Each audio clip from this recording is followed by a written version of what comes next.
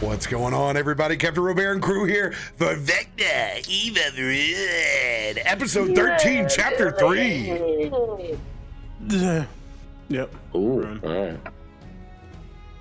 Where's our friend? We missed him. You gotta go the Other other way. side. On this Other way. side. There Which you way am I go. facing? This way. Where's There our we go. friend? Unfortunately, Our friend here is Baddie here. is gone Yeah. this week. He is traveling on us, sucked doing into cool another portal. things. Pressing more no-no zones. Is he going to different planes right now? Planeswalking, as it were. Planes walking. I'm walking. Welcome, everybody, for the last Vecna Eve of Ruin. Before we Ever. go to GCX. Don't say ever! You'll get people messaging me for no reason. I will send them all to you. Every single one of them, Theum. That's fine. I like reading the drama. The Tawama. The drama. We saw those rolls. It's a TPK coming, guys. TPK. Maybe it is. TPK Well, song. before we get to that TPK, Okay, Conrad. who's got announcements? We're going to start with you, Sam, first, and then move on down the line. Only thing I got is that next week is GCX. So if you're going to be down there, or if you do not know, we have a GCX event Twitch channel where everything, all like our cool panels, as well as our live stage performance for Stormforge. And then I'll let Crown talk about theirs. But yeah, lots of really fun stuff. So if you're going to be there, make sure you say hi to us. Speaking of Stormforge, you can join us for our special Sunday edition at 1 p.m. CDT, 2 p.m. EDT, while we actually get an episode with Baddie in before we go live on the main stage. Sunday. You're up, Q. Oh shit. Hi. Yeah, main announcement other than life. I'll also be at GCX, and if you love Stormforge, then you should come to the pre-show, which is its show on its own, because we're not just opening for them. You're the opener. Right? No. Before Stormforge, we are the first show in that soundstage, as I am the maestro for Initiative, which is a D&D inspired game show inspired by games like Family Feud, Jeopardy, a bunch of other things. It's a fun time, and my cast includes Beck Gotzi, Alec the Bard, Blitzbear, and AJ Winters. Our very own Ted, Nerdimmersion, played the first ever initiative at Gen Con this past weekend and won. So, reigning champion in the house. So I'm super excited to see who wins this rendition of Initiative. And it's going to be a blast, and I'm going to be there early, so you have to be there early too. So come watch. That's really all the stuff I have for now. Other than at the end of the month, Dragon Con. If you're going to be at Dragon Con in Atlanta, I'll be doing a lot of things there. Getting turnt, as the kids say.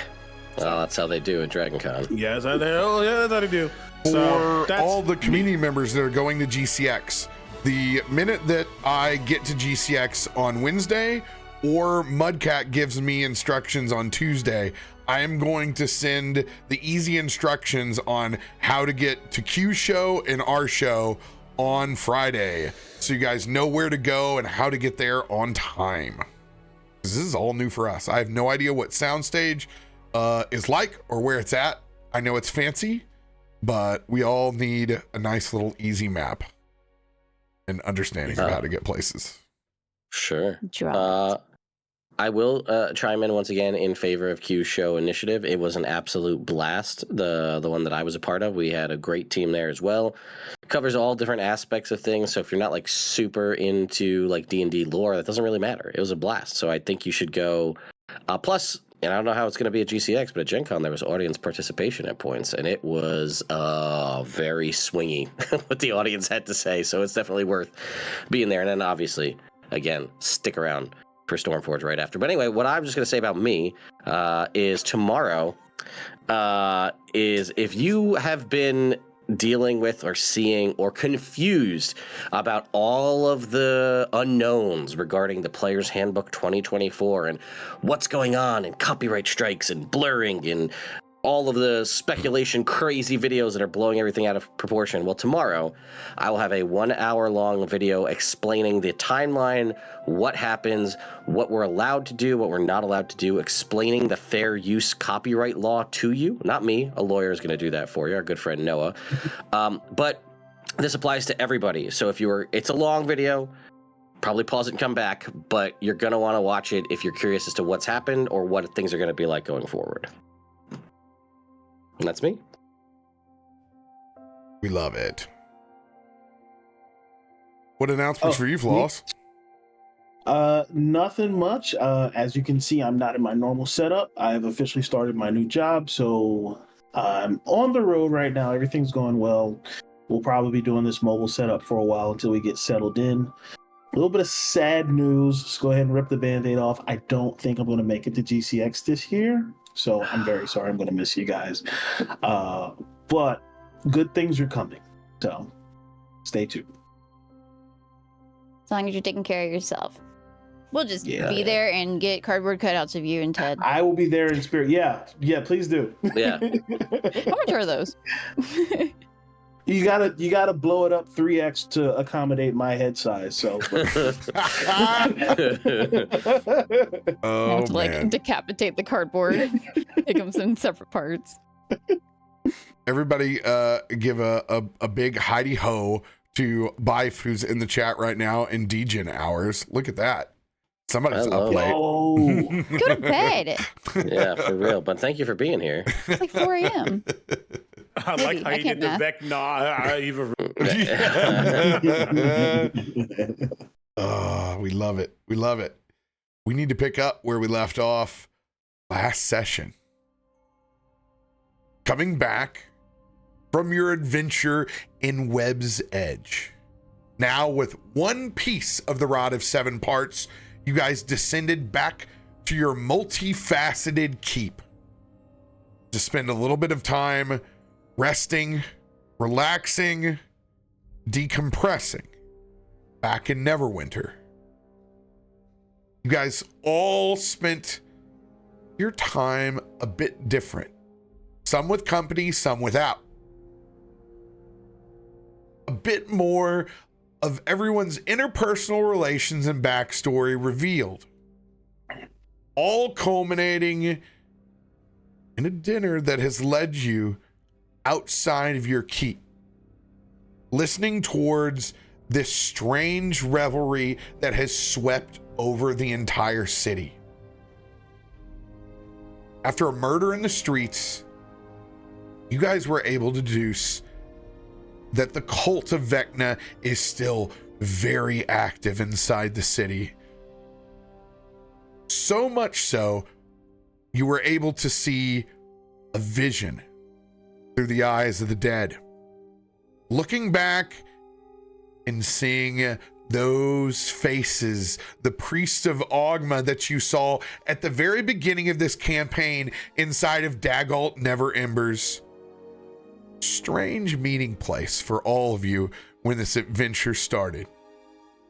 Seeing Jarrat's face, literally handing out what is turned in to an odd consumable for the rest of the populace of Neverwinter, giving them the ability of anonymity. As now secrets seem to be running rampant throughout the city, letting anyone do whatever they want under the disguise of their own mind's eye. A simple disguised self that seems to be addressing everyone and how they hope to be perceived. This process has led to quite a bit of anarchy in the streets. Knowing that the secrets of the populace are now fueling Vecna himself, we pick back up. You guys can start fresh with a new day, or you can be retiring back to your chambers after your eureka moment. The choice is yours.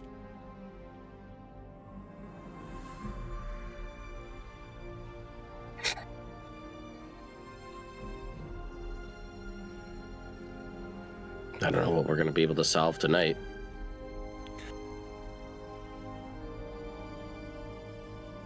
Yeah, it's late, and trying to be Captain Save-A-Ho today ain't really it, so. Look, I don't want to leave anybody in the lurch here. There's a lot of people that we just witnessed kind of a murder. But if it's happening here, in this one in particular instance, I can't imagine that it's not happening everywhere. When people are given complete anonymity and the ability to do whatever they want without having to potentially face the consequences for it, chaos is going to reign. And while I would love to do the right thing and you know, help people, because, you know, that's what people like us tend to do, Nah. It's never going to be enough. We're not going to be able to save everybody. Everybody's spent and hurt from the encounter in Webb's Edge, and now, so we have a general trajectory for one person who stabbed someone with a knife. We could How track long him does down. the disguise last? I mean, you all are looking at someone who is disguised, so we will know very quickly. Yeah, we're not sure. From the vision, you imagine that this is a daily occurrence. So We've never seen this table. before? An apple a day gets the disguised self away? Is that how this works? Ah.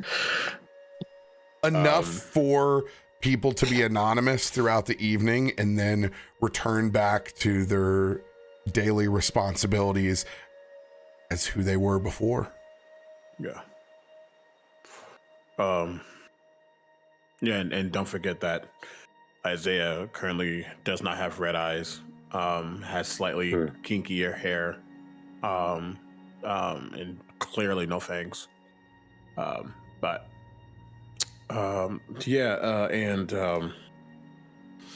Listen, what do they say? ACAB, all knights are bastards, but they will.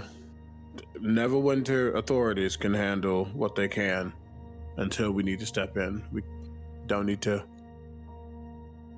do every single thing. And we just got back from the Underdark.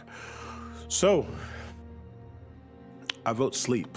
Or I do too. As much as I love murdering. I mean, killing. All right. From a No. story standpoint, I'm going to have everybody roll a Constitution saving throw for waking up in the morning. Mixed gosh. Are you rolling for Kalthorr or should I? You roll for Kalthorr. Let's see if it'll work. Probably not. Probably not. What? It's not for spells, right? Constitution, this is just something else, not for like concentration. Yeah, this is just for waking up. Yeah, I figured.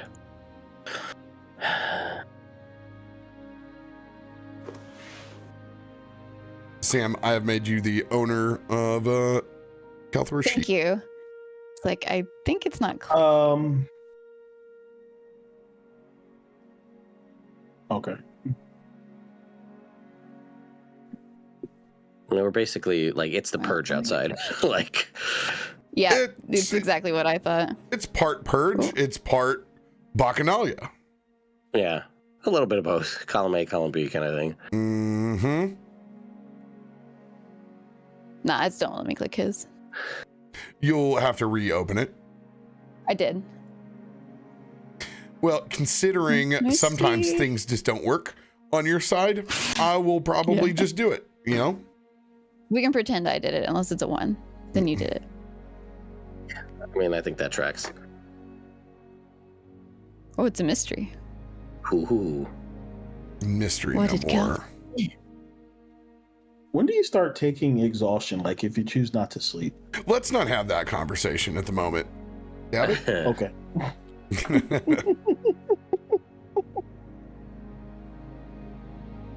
Theodore with a Message me after. I'll tell you. 26. Yeah. You were up first, well early, my friend. That tracks. Not for Ted in real life, but for Theodore. How would you like to proceed? All right. So I don't know. I know that our keep is relatively. It's like we're good. Like as far as I know, people aren't coming inside. Right? We kind of had stuff closed off last night. As far as we know, anyway. Yeah, nothing has tested your defenses, and certainly the regular populace isn't going to be able to get into Bridger Keep. You guys got 20-foot walls around your entire compound. Cool. All right. So then I'm not immediately worried that, like, better go out and get ready to throw down. You know what I'm going to do first thing, as I left it kind of floating in that stasis, is I want to take a look at this Rod of 7 parts piece that we have. Because we just like took it and left, and I just want to like, I don't know, pour over it. So, like, no, but like we have it. I don't know what it does. I don't know what it can do. I don't know if I should leave it here or leave it in Sanctum or what. You know that Mordenkainen specifically is there to receive the Rod of 7 parts, but being the wizard that you are, it is undeniably awesome that you've essentially taken part of the Stanley Cup home with you into the material plane. Yeah. So, all right. Well, I will leave it there and say, all right, well, I guess I'll give that to Mordenkainen. Whatever. He was such a jerk. Anyway, so I'll walk out into the courtyard and survey the general area, but I want to get up on the wall and look out to see, like, is this just like a river of blood? What's going on in Neverwinter right now? Compared to last night, pretty docile. Huh. The streets definitely look partied in. There are even more municipality workers out trying to clean up the streets than normal. It definitely looks like a party went on last night. And you've been back for a little bit.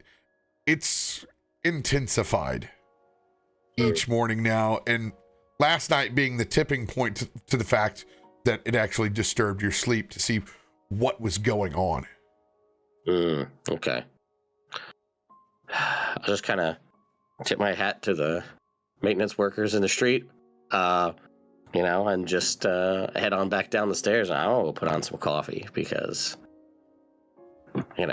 that's how I roll. What does putting coffee look like for level 12 adventurers that at this point are capable of incredible things or owning incredible devices? Yeah, so, like, imagine, if you will, all of, like, the most mad scientist beakers with the curly pieces of tubing and glass and the graduated cylinders that are under like a Bunsen burner, and this big, long Rube Goldberg-esque style device that ultimately just leads to, like, there's a boiling area that's just lit with some like prestidigitation that's, boiling up the water, and it just slowly, and it's like the slowest, most intense black supercharged French drip, but like arcane French drip coffee. Then I've got a little stopper on it, so I can just like fill up a cup, and then that way it's still there, and because of magic it stays warm the whole time and like doesn't get bitter because magic. I love that. You've heard of ACDC, but this is AFDC. Right. So do you still have the first rod of 7 parts with you? Yeah. Yes, I do. I want you to roll either your choice, your spell attack, or your arcana check. The DC will change between the two because obviously your spell attack is the higher number. But it is your choice. The DC will scale. I'm going to go with an Arcana check. All right, here we go. Arcana check. Normal roll. Can't see what it is. 29. 29. My man studies his magic. Is 29 going to be your final number? Hang on. Well, I don't know what it's doing. Don't let him scare you. No. Well, I mean, let me ask you this. Am I able to guide myself? With guidance, the spell? Yeah, especially when it comes to Arcana, yes. So we're going to go ahead and pop on a D4. That's a freebie. For 33. 33. I'll stay at 33. All right. We're going to pick back up with you in the kitchen in just a second. All right. Who does number 2 work for? Egrik. No, Davik, 21. Davik. So, Theodore, you probably would have seen when you went up on the little roof that Davik was sleeping. He tried to stand vigil, and sleep took him. Being the Captain Sava of the group. So Davik will just wake up and just kind of do exactly what Theodore did and survey the streets and see if anyone looks worse for wear, or and just check the surroundings before heading down to see if the rest of the group is awake. Go ahead and roll a perception check as you give your kind of morning walk. Perception, not persuasion. There we go. 18. 18. Everything inside of the keep, it's practically untouched. There's just a little bit of those strange flyers with that upside down apple that have blown back in. And just a reminder for everyone else that didn't pick down what we're putting up, the apple is the consumable that seems to be fueling this disguised self and revelry. So it's just like littering the streets, the flyers. Yeah, it's just a little bit of extra litter that's inside the keep that seems to have blown in. That's it. Yeah, like Bourbon Street after a parade. Yep. Got it. Yep. So Davik will just kind of shake his head and walk down to Theodore, and just kind of groggily watching him in the kitchen with this arcane coffee setup. Go. Good morning. You know, I've been meaning to ask because I have a hunch. Do they have coffee at your monastery? Is it a thing, or is this like, oh, my body is a temple, I can't have caffeine kind of a thing? How's that work? We prefer tea. All right, well, hang on. I'm going to get you a cup of this real quick. You need to wake up. You look sleepy. And I'm just going to pour, I imagine being a wizard that this is essentially super, dark roast, like espresso level quality, but Theodore drinks a full mug of espresso, just coming out of this thing. Hand some over to Davik. Here you go. This will wake you up. Okay. Davik will accept. A little bit stronger than tea. I'll take a sip and see how I react to it. I'm going to roll a Constitution saving throw.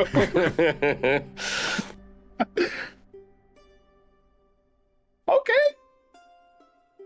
Yeah, I think you can start to feel your blood running faster. So. Wait, did you give me just black coffee? 100%. Like straight up espresso, nothing in it. Just this is how you're supposed to drink it. Yeah, you see him go to do the little but then forces himself to swallow it. And he'll bow and he's like, "It's really good." Yeah, the burning means it's Continue working. Yeah. And he'll just like painfully drink it to be polite. It's like a medicine ball. Yeah. Do you know when the others wanted to head out? I know you guys say I try to save too many, but certain things don't sit right with me, and I'd really like to get to the bottom of what's going on here. Listen, I get it. I really, really do. And they'll be up over the next little bit here. It'll take a little time, but what's your plan for this? Like, and I'm not, this isn't meant to be negative in any way. Listen, like I said, I'm all for this gung-ho attitude of saving everybody and all that. That's great. What's your, like, if you could control everybody in our group and make them do what you want to do, what would you have us do right now to fix your problem? And I legitimately would like to know. I don't want to control everyone. Well, just say we all agree implicitly to go along with whatever you say.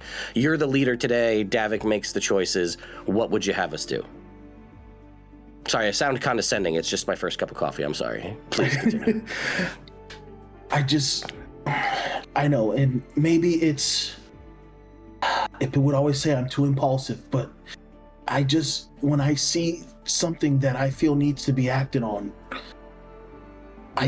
I just go. I can't say that I had a plan, Mr. Theodore. I just know someone got hurt, and I wanted to do whatever I could to help them. And listen, that's a great... It could get you in a lot of trouble, let's be honest. But I understand the mentality of wanting to save people when you see someone weaker or helpless that you need to get in there and save them. But what I think a lot of us have been trying to get over to you, and maybe in less delicate terms, is that if you get yourself in a situation where you can't get yourself back out, that person isn't getting the help, and then and then we're gonna feel like we have to come in and get you, which is fine. We're a group, that's how things work. But if we could have maybe sat back and analyzed things a little bit more before we rushed in, maybe there's a better way to do it. And I'm not saying that sometimes, listen, we've all seen what Kalthorr does. Sometimes smashing your head against things till it breaks works, and that's fine, right? Even the dullest sword makes an okay hammer, right? That's just how it works. So I'm just saying, I would love to see what you're suggesting. We've got a lot of powers here. I mean, a bunch of us that handle spells. We have to figure out what we're going to do for the day. If you have a plan that's like, hey, we got to dig a whole bunch of tunnels under the city for some reason, I would need to know that that's a thing you want to do. But... Well, I think we have a lead of starting with the murderer of... It was Gerard who was murdered? Or who was it? It was just a rando in the street. You have no idea who the person was. We don't know who murdered. they are because they have... You saw the face of Gerard disguising himself once again as a priest of Ogma inside the city as the church was handing those apples out near the spell plague. Okay. So, I think we need to get to the bottom of number one, who's passing out these apples, and see where that leads us. And Snow, both of us, we're really good trackers, and I think if we can just pick up a trail or something to follow, and I think that's the great place to start. So I think we should start there. Okay, see, this is a plan. This is the makings. This is like 20% of a plan. And I like this. This is we're going places here, right? Find the people that are making the apples. That's a good start. Now, again, I don't know how your tracking is going to work when it comes to these people looking different, not being who they say they are. We know Gerard is somehow involved. There are magical means of finding people from a distance or things we can look into.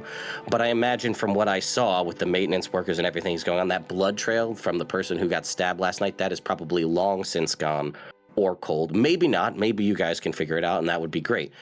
But I think we need to plan ahead for, cut the head off the snake, right? That's what they say, if we can find the person doing this.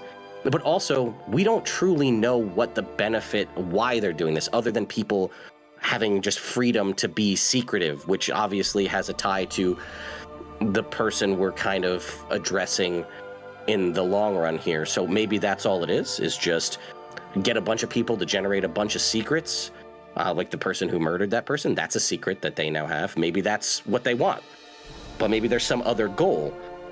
The more we can figure out, whether that's don't split up. I was going to suggest that. That's a dumb idea. That's first cup of coffee. Don't split up. Let's go as a group. Let's figure this out. Let's try to find this stuff out. And yeah, some people may disagree with the methods that we're going to go about and do this, but the more info we have, the better plan we can have. And maybe we'll just be lucky enough that it's just one person and we can just kill them and then everything's fine. That doesn't really track with everything that's happened thus far, but I could dream. Well, Ippa would always say true wisdom comes not from knowing everything, but knowing everything you don't know. And now, if you have a suggestion, or I'm willing to go along with it, I just want to get moving. Whatever we do, I just want to get started with it. I'm willing to wait for the group, but I just want to move. Okay, why don't you and Snow go inspect that dead body from the person who died last night? That probably, if they still look like they looked last night, then this disguise lasts a hell of a lot longer. If it's done, now we have an actual face that we can try to figure out who this person is. Maybe there's something on that body that you can find that'll give us a clue of where to go outside of a flyer and an apple, right? Let's start there. You go do that and we'll go from there. How about that? I think that's a good idea. Okay. And Mr. Theodore, do you know if disguising yourself with magic, does that change your scent? I think it might be something different that does that, if I'm being completely honest with you. I'd have to check that. Disguising scents and things like that feels like it falls into a more nature style magic. But as I do have disguise self as a spell, I'll tell you real quick. It looks like it's just physical appearance, I believe, right? The way you look, you might be taller or shorter. You might look like you have a hat on, but you don't. So if somebody were to go, the hand will go right through it. The other just thing, to know, right, everyone remembers when you put your hands on the dead body, it was a much larger, pudgy individual. So disguise self is purely a visual. Once you actually put your hands on them, it's a totally different story. You can still detect them for what they are. Cool. So it's a visual thing. So I would like to inspect the body, and we're going to hold that thought, and we're going to bring Egrik and Kalthorr into the room as you guys wake up for the morning, and everyone's still going to be in the same common room. We're all headed to the same place. So you can describe how you get there. We didn't slumber party? I think the mood got dampened. You can't dampen the mood on an Egrik planned slumber party.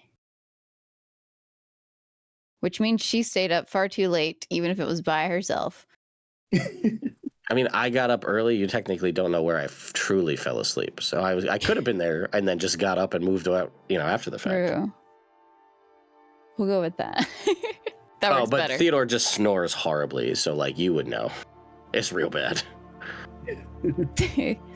Egrik would wake up pretty bright-eyed and bushy-tailed, the way that she just pops up and doing her favorite move, which is jumping off the top, spot where her room is. Her room. It's open. And onto the couch below. And with a little bounce, she would look around for Kalthorr before getting up. And where is Slop? As you exit, Slop will have taken a nice nap on the outside. The water hose is still running where he was washing his eyes out. That's a nice You shot. can hear a loud snore that's over there as Slop is kind of in a pile of wet slop that's over there. We're definitely going to have to lay new sod down for sure. Still has his apron on. Looks kind of comfy though. She wouldn't disturb him. Just wanted to know where he was. Well, he was supposed to cook breakfast, but that's okay. I guess he's a little busy. Whenever I play in water, I also get very tired. So, Kalthorr. She's just staring at Kalthorr. Not moving. Snoring as loudly as slop. There's some synchrony to it. All right. What's in the fridge? Marching to the kitchen, she just opens up whatever their fridge is. Magical fridge. Kalthorr Find some will eggs.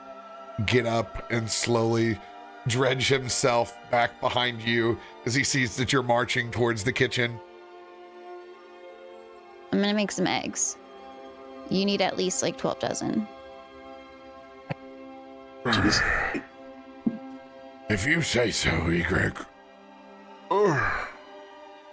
He just puts his head down on the table once he gets back to the kitchen and just answers everything with his head down. As many eggs as possible. Thank you. Okay. Hang on. She's gonna reach into a cabinet and grab out a Kalthorr-sized mug and just fill it up with water before bringing it over to him. How do you reach the cabinets in the keep? What is your preferred 100%. method? Just she's goblin mode climber. Yep. She's small and compact enough. It's not too rough to throw her body weight around. So yeah, no, she would climb bit by bit, one knee kind of crooked while the other one is getting on top of the countertop, and sometimes not even fully standing up on these, because then she can reach the cabinet, so she might be dangling one foot off, one leg sitting there, as she quickly would open something and find a Kalthorr-sized mug, cup, dish for him. While you're going through the drink out of. cabinets, Remy is actually going to pass through the wall, walking in through the keep, stepping from ethereal into the material plane. Oh, and he's going to be entirely shocked that you're kind of awake and in the space. I'm so sorry. Why? Good morning. Morning. I didn't want to walk all the way around. That's fair. I probably wouldn't walk all the way around too if I didn't have to. Yeah. Sorry about that. And he's gonna give you like the Midwestern shuffle, like. Oh no, not awkward. Oh, didn't mean to astral step in your space. Yeah. As he will take no time running to the Rube Goldberg machine that Theodore has for the extraction of incredibly strong coffee, and just kind of give his head bobs while he sits down. Wait, can I get a hand?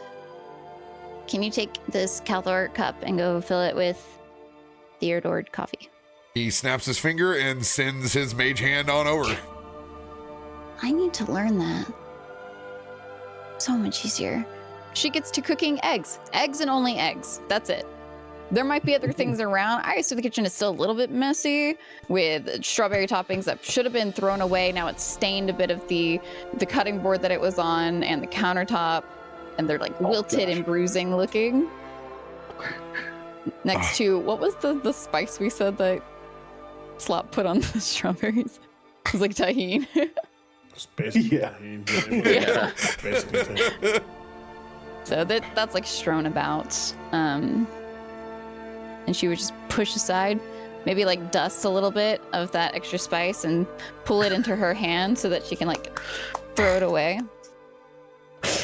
Ugh. Isaiah. Bringing out big bowl of eggs. How do you make your morning entrance? So a couple of things, and I'm kind of playing with lore a bit, so don't hate me, but I want to do it. I think he kind of definitely groggily finds himself getting awake. He doesn't really like sleep, kind of goes into a stasis. It's not that he can't sleep, it's just in this in between of death. It's just kind of different. But as he gets up and starts to move, I think he catches a glance of,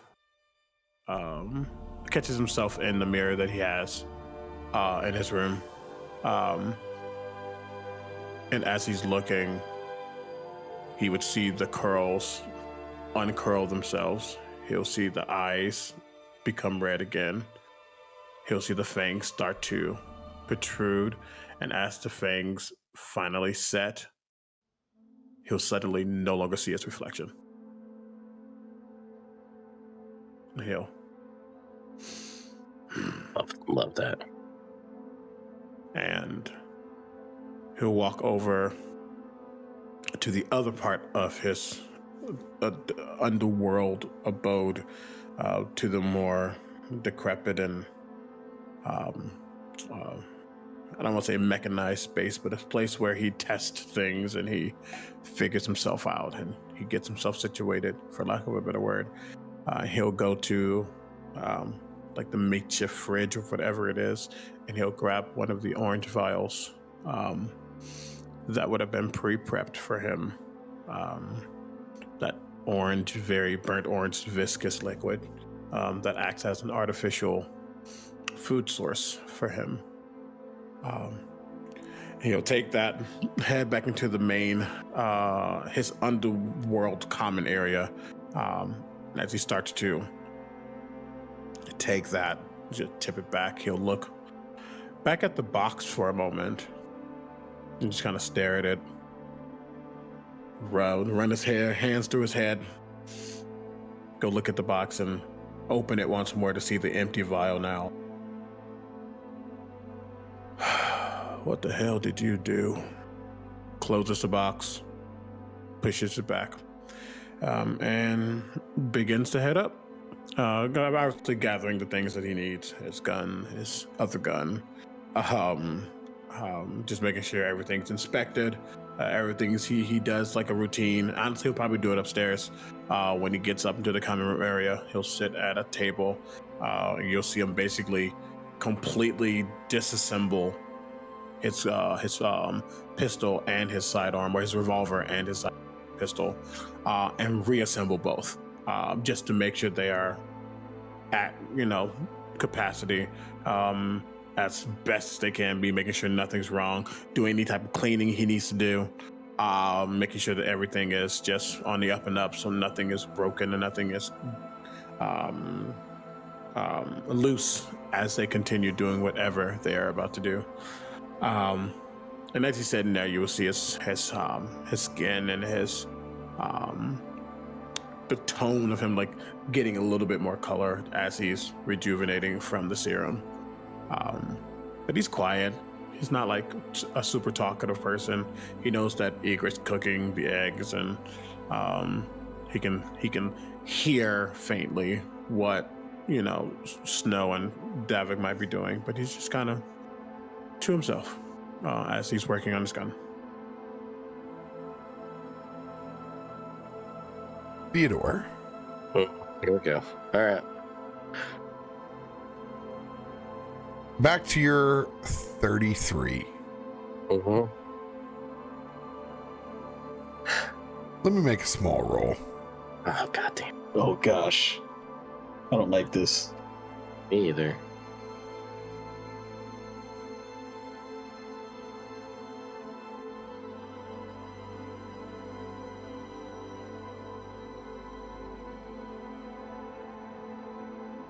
When you sit there and study the first piece of the Rod of Seven Parts, even in its incomplete state, the level of power that you currently wield is unlike almost any magic item that you've held to this point. It becomes apparent that even in its incomplete state, there is a strong spell stored inside. it doesn't immediately manifest the same way spells have come to you before. I imagine for a wizard, it's a lot like deciphering. Runes are a foreign language. Bits and pieces of the spell slowly begin to make sense. This, however, is a strong vision inside of your head. Theodore, I need you to send me a DM right now. All right. For my response.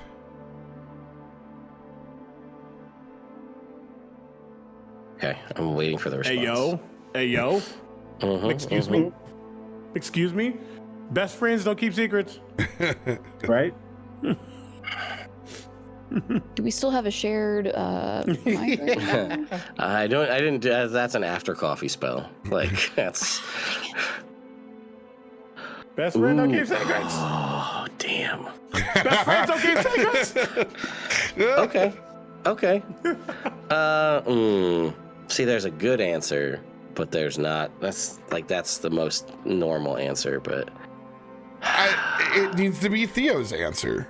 No, I know. I'm thinking about it. Yeah, it's a weird one, but this goes back to his. Yeah, well, you know what? You just need to. There you go. Describe. These first kind of visions around this answer. Excuse me. Okay. So it is as if you're being drawn closer to this. What would that look like inside of your head? It may involve past experiences, may not even be something new. It may be a vision. Yeah, okay. All right. So, yeah, I guess what'll happen as this vision sort of appears, or he kind of, it's sort of like a kind of fade to white, right? As he comes into being, into just walking through. He's already been walking. He doesn't know where he is or how he got here, but walking through a really dense forest, dirt path. You'll hear this forest in whatever the Faerunian version of autumn is. I'm sure it has high harvest tide, I think is the time. We'll go with that. So it's all the trees are various shades of oranges, browns, yellows. And he's just kind of, walking along, staff, just kind of breathing in that cool 60-degree fall air, which is great with these kind of heavy robes because it's real hot. Speaking from experience, as he makes his way through, and you just hear, the sounds of maybe a river nearby kind of going through and birds chirping, like a rabbit or, a fox run across the road in front of him as he's making his way to kind of a clearing further up ahead. Whereas, the canopy real thick, so it's kind of dark, but there's that stereotypical beam of light as this canopy opens where there's sort of something in the middle there. Shall I keep going? As far as you want to go while still remaining on the edge. Okay. As there's statue, pillar, dais, maybe some ruins of some kind as he makes his way closer, not quite stepping forth into that beam of light, but coming out from behind that sort of rock face that's there. Yeah, like a big kind of craggy rock. We used it last night, so we'll use it again, is a white and black striped rock flecked with tiny little bits of garnet all throughout. So this is a garnet gneiss is the rock that we're looking at. And stepping out from behind this large rock face is a unicorn.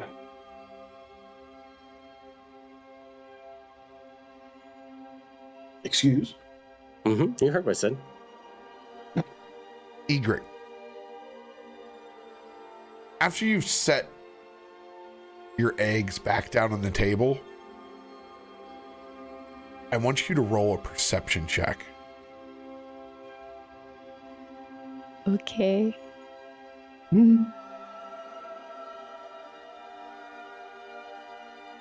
How do you feel about a 7?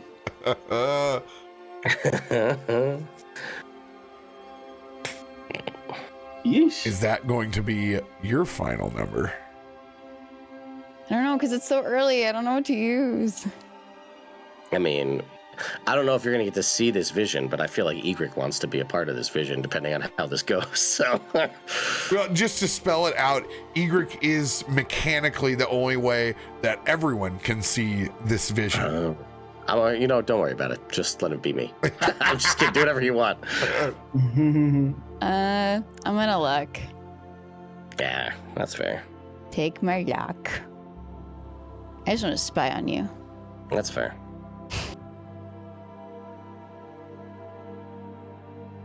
At 16, you'll notice Theodore disassociating while he is holding that rod of 7 parts, the first piece. You can tell that he's going into a trance-like state. Do you wish to pry into his meditation? I guess this is actually a quick question for Ted then. Yeah. Because this is a player consent thing as well. Mm-hmm. Would we have done this before? Is this something you've ever given this has permission ever for? This has never happened Ooh, before. She wouldn't pry then. This is like at least as far as he knows, he's never connected to something that's taken him to a different time and place. On the surface value, it would be concerning that he may have. You wouldn't be thinking, oh, I'm trying to go over and get into Theodore's thoughts. It would have been, oh, has he done something wrong? Has he done something wrong with this magic item? Has he got himself stunned, paralyzed? Okay. Would you be okay with that? Go for it. Okay. Okay, yeah. She pushes this big old bowl more toward the center of the table. All right, eggs are done for everybody. I put salt and pepper in them. That's it. So hopefully you like that. And then seeing him sitting there, and his body language a bit stiller than usual. Obviously, people can sit there and just have a moment with deep breathing, and it's a nice repetition, but his stillness concerns her. And so as she's laying down these, I guess, like slotted spoons that she found, but they're for Kalthorr size, just into that bowl of at least 12 dozen eggs. I don't know where I got that from. And I'll be right back, big guy, patting Kalthorr's shoulder while his head is down. And walking over toward you, initially calling out a little bit first. Theodore. And approaching more, getting a little bit louder. Theodore, eggs are ready, and turning around and seeing you in this state.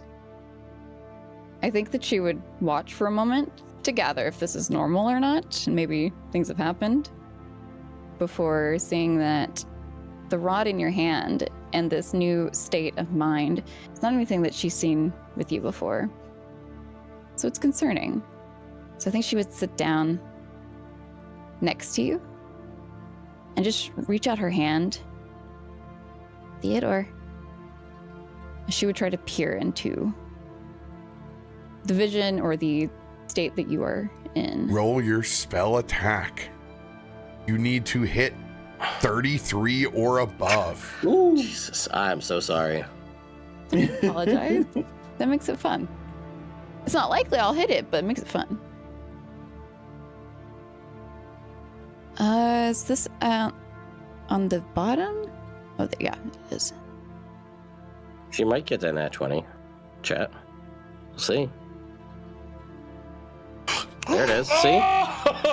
Your boy calls these kinds of things. Because that's the only way I could have reached it. You technically couldn't have reached it with 32 anyway. the only So way. that's the only way to do it. Had Egrik Wow. not hit your number, we would have gone down the same pathway with Egrik. Oh, interesting. And started another vision. Yes, Isaiah. Ooh, that's creepy. Yeah. Just because it's been stated that they're in kind of in that common room space doing whatever they were doing, obviously not peering into anything, but there's no way Theodore is going to be holding a piece of rod going into a stasis that Isaiah's never seen, and Isaiah not being like, what the hell's going on? I want to point out that his other fist is just like iron fisted on that cup of coffee. It has not wavered.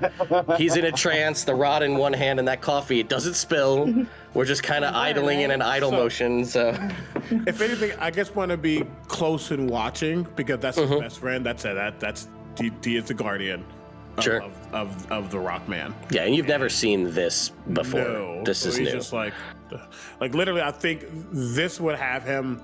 I think his revolver is back together. His sidearm is not for a bit. He just left it to make sure that whatever's happening with Theo's okay. But he's just watching. He won't say anything, of course. But he's just like, what the hell? Yeah, and it obviously it wasn't like anything was particularly planned. It just kind of happened, possibly mid-conversation during this process. Egrik.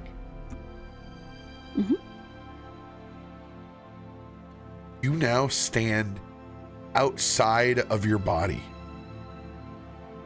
There is your own physical body that is attending to Theodore, which you have control over.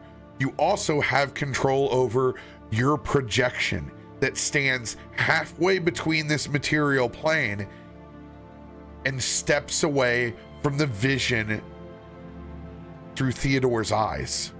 You see Theodore in this forest staring back out at that unicorn. You see everything within this scene.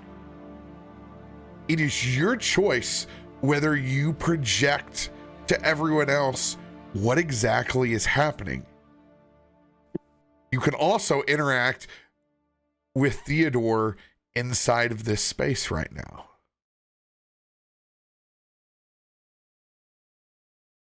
She would approach within this vision, and that would be the first thing that she does is once more, now in this out-of-body experience, Egrik, verbalize your name again. Theodore. I'll just kind of be shaken Hello? momentarily. What are you doing? Where is this? From the revelry, Why and I are just this? turn and I'll be like, shh, we don't want to scare it. Come here. Oh, and she hunches down and gets a little bit shuffles closer to you. I've never seen one before. Do they get scared a lot? I've never really seen one either. It's kind of always just been a thing I'd Well, then how always do you know? wanted. That's what I've read. I've read a lot of books about a lot of things. I don't read. Got you. Um, I believe yeah. in. Yeah.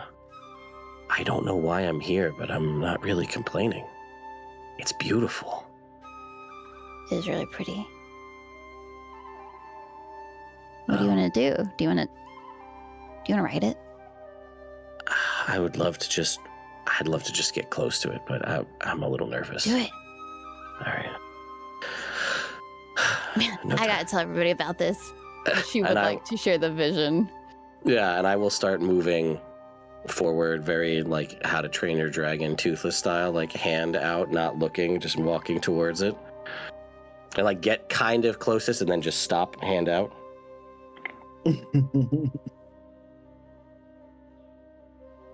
Everyone else, immediately you begin to see the same vision as Egrik pulls you in to whatever this is. Theodore, taking those first steps forward, you have to make a choice. Okay. Are you going to use what you now realize is communing? Oh my god. What? Oh, from the rod. What? The spell stored inside of the first rod of 7 parts is commune. Now, this is your choice. There are no negative or positive side effects from this. This is you discovering the power that is there. At any point in time, you can come back to this state. Okay. But if you cross that precipice, Yeah. the commune spell will begin. All right. Yeah, I think kind of having this sort of knowledge imparted to him in his head, he's gonna kind of slowly kind of withdraw his arm and just be like, not yet. Not yet. He's just gonna make his way back out of the clearing. It's not time yet. You all see Theodore approach, stop in his tracks, a small pace before he turns back around and heads towards you. And I assume Egrik would know what this is because I can do that spell. But do I know like where in the... I want you to make a length of it religion is? check with advantage. Okay.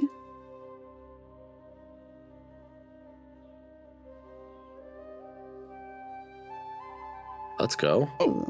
You know what? And I'm sorry because you rolled a nat 20 on this. Yes, you 100% know that this rod of 7 parts is allowing this commune. And it is channeling currently through Theodore, and now the meditation all makes sense. The 21, you will realize what god or deity that Theodore has manifested. I will send you the link, but you do not have to say.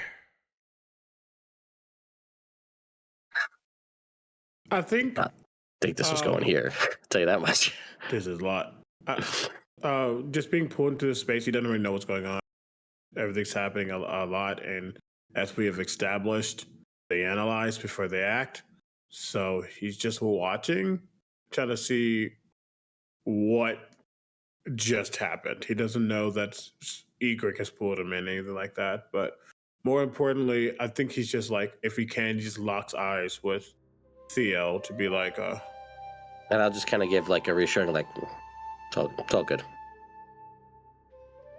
he doesn't seem convinced. And I'll give you that kind of look, like, I'll tell you later kind of look. You know what I mean? Cool.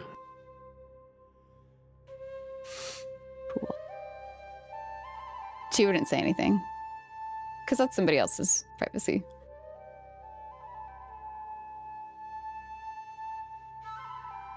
Egrik, I want you to roll a perception check with advantage.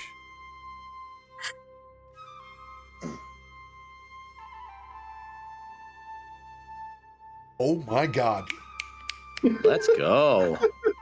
Dude. I know everything about you, Theodore. That's fine. Whatever. I'm an open book. Not really. But Your I'll tell underwear are orange. you caught me. What color are my underwear? You notice that there is literally no less than 40 to 50 dryads that are all watching, that have themselves camouflaged against the trees. does this feel unsafe? No, not at all. There's a very calm presence to this entire grove. You just realize that there are way more people inside of this scene than meets the eye. There's also a distinctive Fey presence.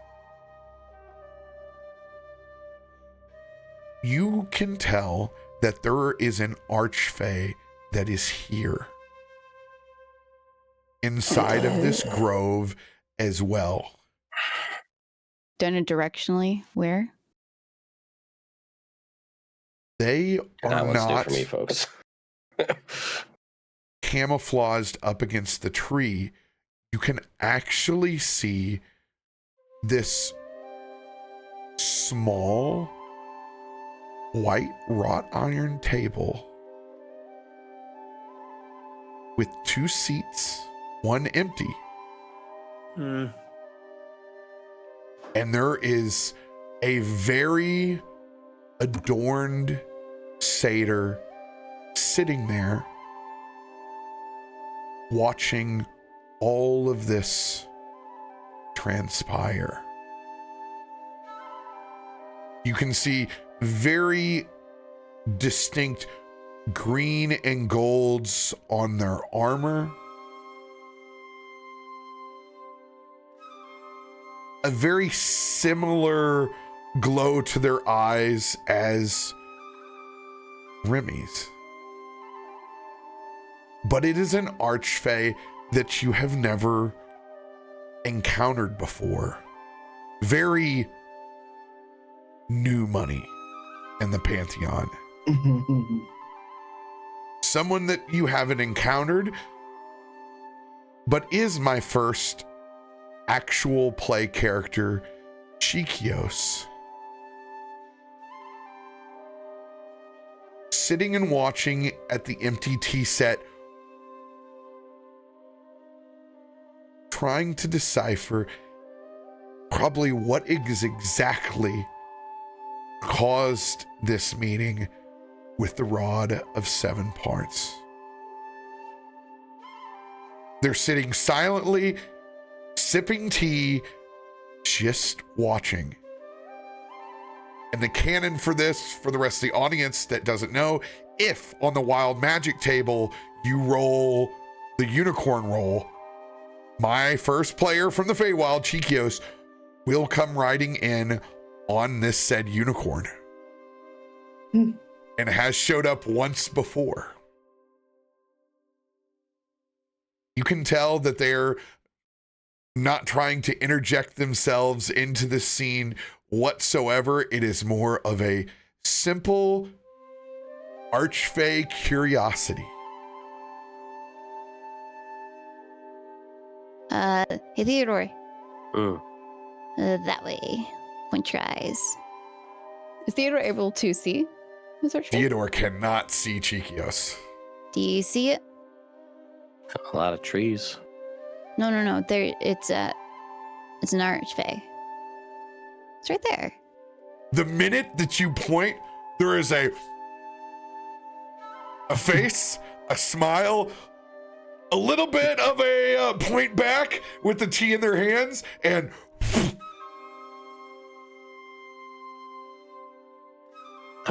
I somehow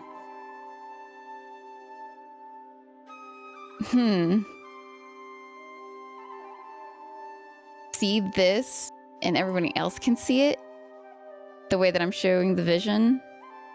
even Since when you it's show through the vision, my eyesight. it does not show Oh. the Archfey that's there. Only you with the natural 20 could see them. Only you can see the other dryads that are here inside of this vision. Then opening her arms wide and spinning. You don't see all these? Is There's one Egrik, are you there, feeling okay? and there, and there, and there. No? No. Well, wait a gosh darn minute. And she's gonna march toward this Archfey, sipping his tea. No, he's gone. Oh, he disappeared. Yes, once you noticed him, he Oh, disappeared. I thought he just deer in headlight. The dryads are still obviously very much a part of the scene. If someone crosses that precipice, whether you have a connection to whatever deity this is or not, a commune will begin. So if you walk past Theodore, I think at this point, Isaiah's again watching, Mm-hmm. but now he's like, "What the hell is going on?" I think it's a commune spell. It is. Oh, okay. Yeah, I've never cast anything like this before. I didn't even know it was a thing that I could It's do. a lot of energy. Yeah, no, and this is not my flavor of magic, so I've never done this before. So I am as shocked as you are. Why are we here? Well, normally when you cast, I don't really know, Egrik, how does commune work? I have a theory, but It's like you're contacting your deity or divine pres. Oh. TheDFlawless. yeah, I think you get to ask a question or something. I'd have to look it up. so yeah, I don't. I get deep with it. You get to have a full conversation. So it's literally, it is interrupting them, whatever they're doing at that moment, and you're having a conversation. But we haven't communed just yet. Correct. Yes, Yeah. you have not. This is just No, yeah. He's just showing that you can. Oh, of course. Yeah. Just Yeah, I don't. I didn't know that's what I was doing. I was just seeing what was up with the rod, and apparently it activated this, or at least initiated this spell. And I guess like Egrik said, it takes you to your god or a god that you trust above others. And well, looks like Mialiki is mine. Yeah, go ahead. yeah. So- How about we don't just start talking to random guys while we don't know what the hell's going on? Well, What's his and I don't know what I'd want to say. Like, I didn't even realize this was going to happen, let alone, like, I don't want to interrupt a divine being. I don't even have, I'm a little flabbergasted, honestly, to be here in the first place. But, maybe if we find ourselves in a situation where we really need some answers about something. But right now, I was just having a cup of coffee. Now I'm here.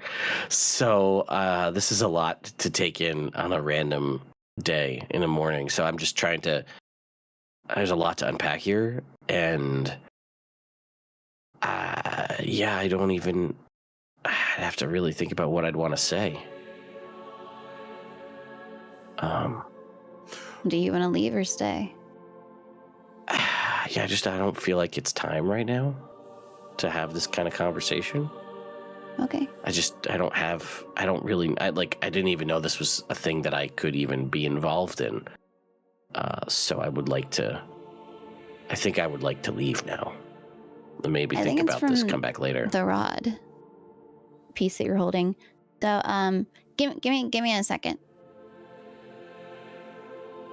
Yeah, I am. Okay. Then she would pull out of this vision and back into her physical body and reach down with a cloth for this rod, not touching you, and then just setting it on a table in hopes that would be what triggers you to snap out of this. When you go to remove the rod, Egrik,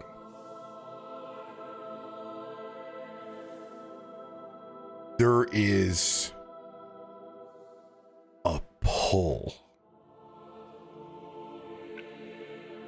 that is as strong as the last time that you were teleported from this plane to Sigil.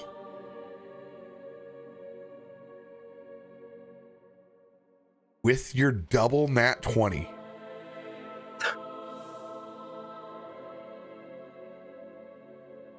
you feel the magic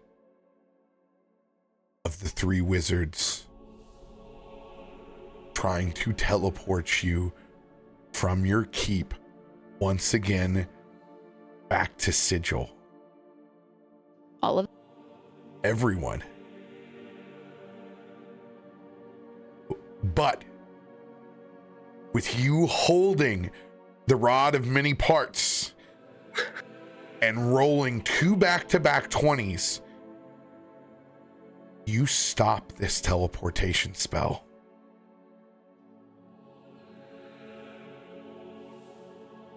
And you can feel that magic just kind of wash over you. It's almost like coming down from like an adrenaline high, but there is no wasting afterwards. As this vision fades for everyone else, and you guys all open up your eyes back inside of the common room.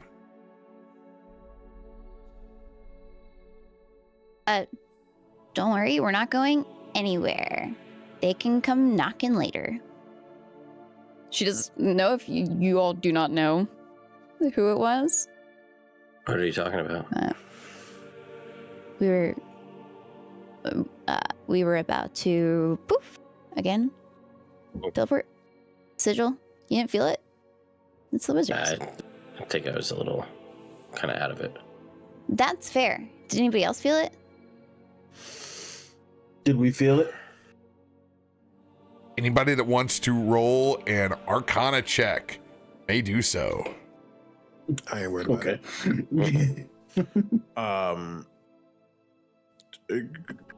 Isaiah will, as he's talking, finish putting together his sidearm because he don't know what the heck is going on.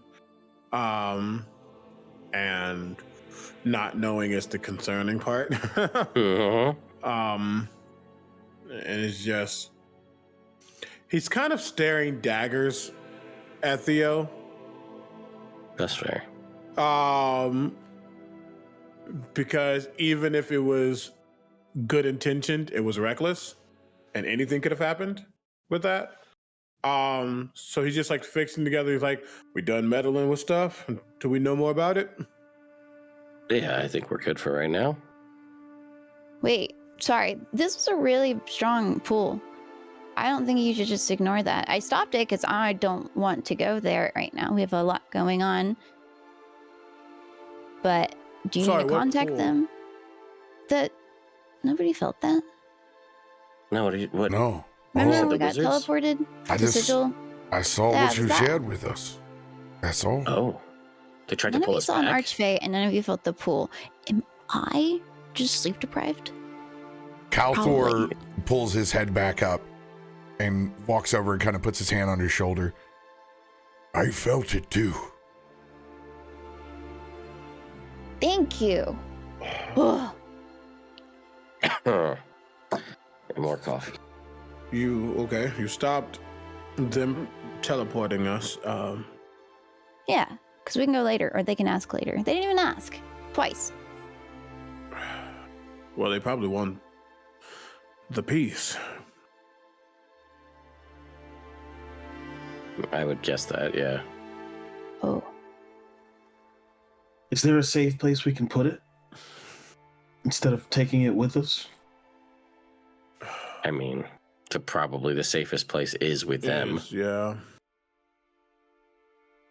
We may have let off a cosmic beacon of our location. Oh, I get it. Yeah. So, might be time to leave. Maybe we do want to head out. Everybody got the stuff? Yep. Give me just a second. You're just grabbing crap. She doesn't need. But she's panicked now and very confused why she's the only one feeling and seeing certain things that she's never experienced either. Mm-hmm. So Operation Appleseed is a go? What? I thought it was Apple Core. You can't keep changing it. We need to get to our portal room and sort our affairs and get this piece out of our keep. If it is of an importance enough for them to use that kind of magic again, we may be in the doghouse. Yep, nope, time to go. Yep. Let's get out. Let's make sure nothing is done that you need. That piece of the rod has a resonance and sort of low frequency hum to it right now. It is currently wrapped in a paper towel on the table, sending this vibration out. Yeah, no. Should I grab Slop? We don't have time for slop. He's our guy. Let's go. We gotta go. Isaiah, you can see him poof right next to the table. Just because right now, it's not that he doesn't trust it's the wrong word. He's like, Theo does not need to be holding it. And it's wrapped in the cloth, so he will grab it, wrap it, and make sure it stays wrapped. Pocket it into his inside pocket of his jacket. He got his stuff, kind of rolls them both, puts them in. All right, glasses on. Where are my glasses at? Yeah, let's go. Portal room now. Okay, Kalthorr sword. Yeah. Cool. And she's ready to go. Yeah. Porter room. Davik, you got snow? I'm ready. Snow comes trotting in. Snow is actually drug Slop over up onto the patio where he's sunning now, so he's currently drying. Snow also runs out the note that everyone is gone, and you can see Snow is tucking it in like over underneath Slop's armpit, so Slop is aware that you guys have left the keep and that it is his job to clean up the kitchen. Good boy, Snow. Come on, let's go. Oh, Sloppy. Yeah. Porter room it is. Mm-hmm. All right. As you guys head over into your portal room, activating it, all hopping in one by one, you guys are pulled back into the sanctum inside of Sigil. I'm going to let you guys refill your beverages real quick. Use the restroom. We'll run a quick ad, and you guys are going to walk back in to the portal room in Sigil.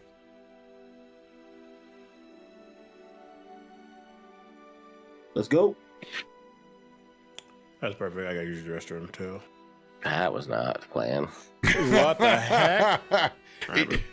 It usually never Thanks for is. his advantages. I gave it. Expecting that, so I had to pull something out. I was like, "Ooh, this is gonna be on the spot." I mean, Mistra's the easy answer. And Mistra's always on the table, but like, I'm glad you gave us a little bit of a different look. Yeah, I mean, Azuth got a wizard's also an option, but like, I know where you went with this one, and it'll be fun for you to get to explain it. Yeah.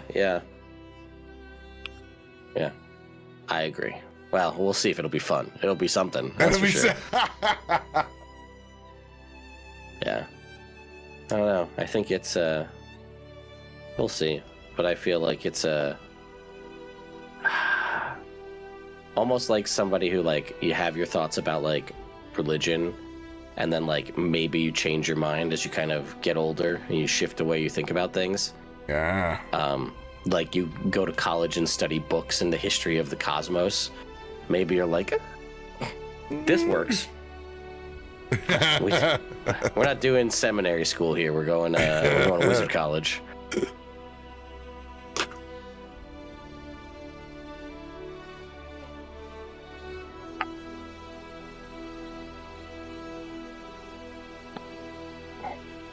Oh yeah, I forgot. I Hopefully do my have mic didn't the. get messed up again. You're good. We're good. Sound good.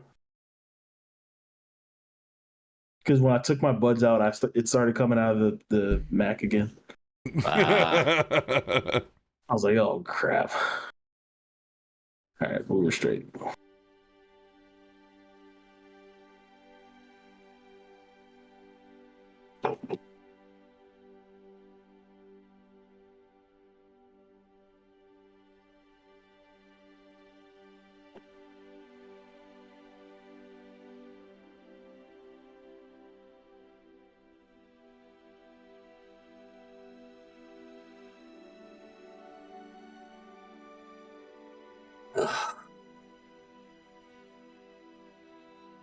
Wait, is this our last session before GCX? Mm-hmm. I think you said, did you? Okay. Yep, sure is. Because 4 of us aren't there. Sorry, 5 of us are there. 4, 5. 5 of us are there. And everyone Trials of has Davik, Ted, and Flawless Edition. Wait, Flawless, aren't you there? You're in GCS too, right? No, like just the cards. The universe just had it out for me this year, man. I was Everything. trying so hard to get there. Damn. And just the way things are lining up, it's not gonna happen. That's all right. Unfortunately.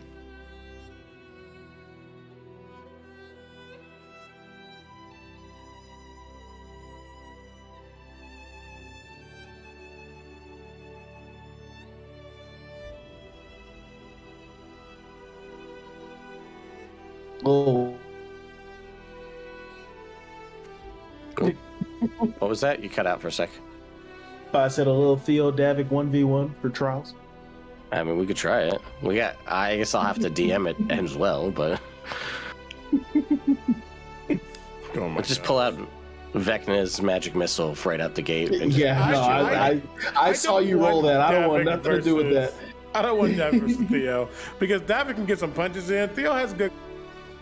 So as long as Theo saves from getting stunned, and Theo goes next, he's like, go on the ground. Mm-hmm. Be shunted away. What is your native plane of existence? Because when you're banished, you stay there. Yeah, if it's not this one, that's the unofficial name of that spell. But yeah, Go on the ground. I love it. I'm in a campaign and I cast banishment on somebody because my character was kind of going through a crisis, a godly crisis, in which he's becoming a god. It's a whole thing. And he was kind of power hungry a little bit, but he was trying to do everything by himself. And like some of his party members got mad and to prove that he had more worth than he thought he did. She stabbed him. To be like, you can heal from this. If you stab me, I can't. But that's not what he saw. He saw somebody attacking them and immediately banished them. And like, I'll talk to you in a minute. And literally at 59 seconds, brought them back. No. But what he found out was, if I had waited a second later, she would have been stuck. She didn't know that she wasn't a native to the material plane. oh boy, yeah, Davik might not be. It was like, oh. That's when we'd summon the Earth Elemental. We'd banish you, and then we'd just do, all right, we've got 10 turns of prep and just set up a big old trap. Come on back, Davik. Did you name it? There's some things in Davik's story that I intentionally just said I don't want to know. Like whatever it is, it is. His name's Rocky. Yeah. He's got nerves of steel.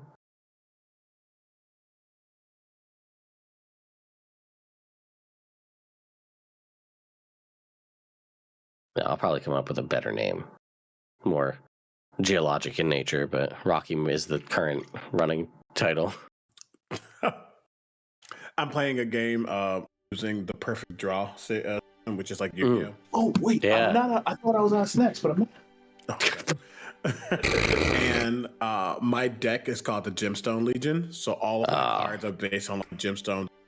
Nice. And you can create cards as you play the game. So I've been like, what gemstones are out there and what can I do with it and all these things. So it's been really fun, like renaming things like that. That's cool. Like one of my cards is it's called Return of Vivianite. I forgot what I named it, but it's based on Vivianite because Vivianite is the gemstone or mineral that grows on dead people, on corpses. So essentially, it allows me a graveyard to the battlefield, which is like it gets fun, like looking at those correlations and how to play that. So That sounds like a magic move. it's a vibe. I mean, it's basically it's like Yu-Gi-Oh! Meet. Absolutely, yeah. Love that.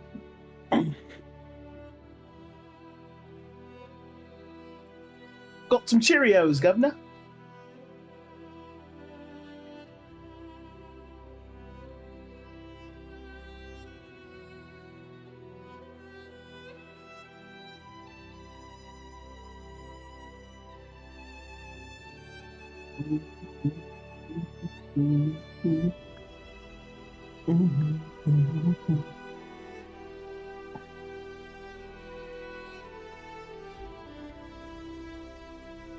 Oh, ow.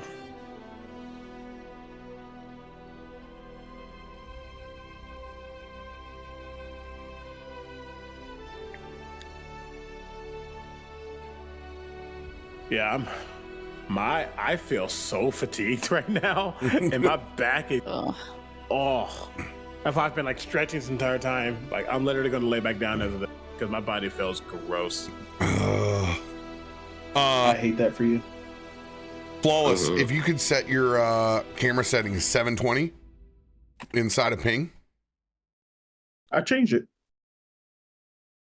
Just want to double check. 720. You want me to drop it down or? I'm on 720. Okay. Just want to make sure. Are you hardlined or are you on wireless? I'm on wireless. Okay. That would be why. Cool. It's gonna flux no matter what then. Just double checking. Well, let me know if you need me to drop it or anything. No, it'll be out of our control. It's you're at the whim of the wireless signal now. Yeah. I will be much better prepared next time I'm on my mobile setup. We'll see about that. Y'all better than me. You gonna get me in my hotel with my iPad? Like, I'm gonna tell you right now, I don't got no. We make it work.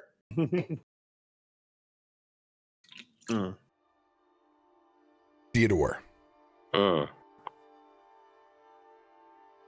As you step in first back into the sanctum, your spell book has a hum and a resonance that is not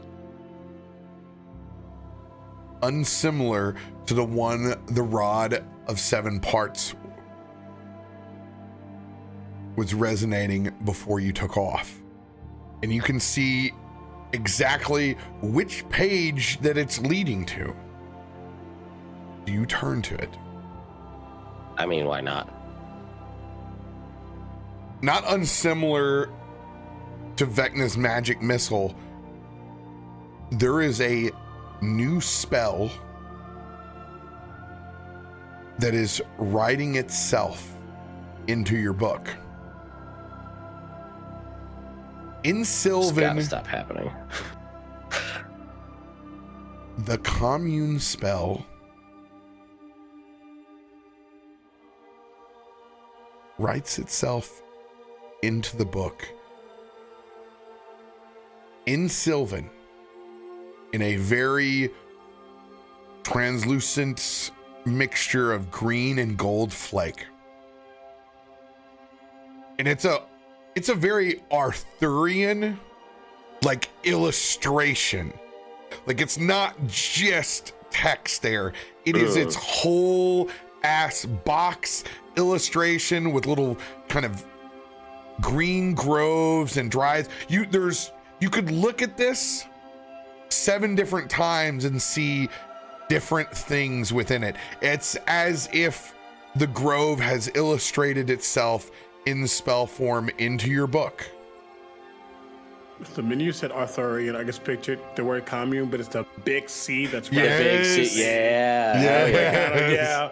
Meaning the whole thing is like lined. Yeah, that's cool. The only exception to this is that it is a commune spell, particularly to Maliki and that grove.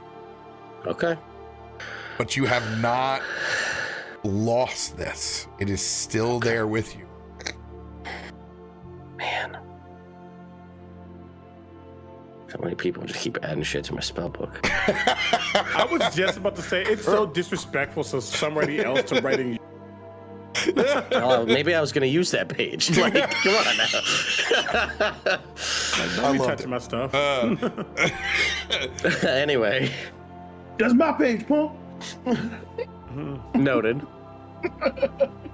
You all see Tasha, Illustrial, vividly pacing back and forth. Mordekainen has his hands on his hips and it's just staring dead set towards the portal. Really? Really? And his eyes are piercing towards you, Theodore. Of course they are. Just where exactly did you go to wizarding school at again? If you could remind me so I can shut this institution down. You realize what you've done in such a short amount of time instead of investing this first piece of the Rod of Seven Parts into a spot that we have painstakingly taken care of to hide from the rest of the multiverse. Instead, you go home and set it off. First of all, take your damn tone from a 10 to a 2. 2. Don't you have a coffin to crawl into? Don't you have a mind to lose again? Oh wait. I helped you out of that, didn't I? You can see Mordekainen stops and takes a deep breath. Indeed. Oh, still, Tasha, we found them. They weren't gone for so long. Thank you, by the way, for the expenditure of deep resources of mana today to try to track you all down. Illustrial comes over and just immediately goes up to the rest of the party. We feared for the worst. When our magic didn't work again. Worked. Actually worked really good. You guys sure run out of mana a lot.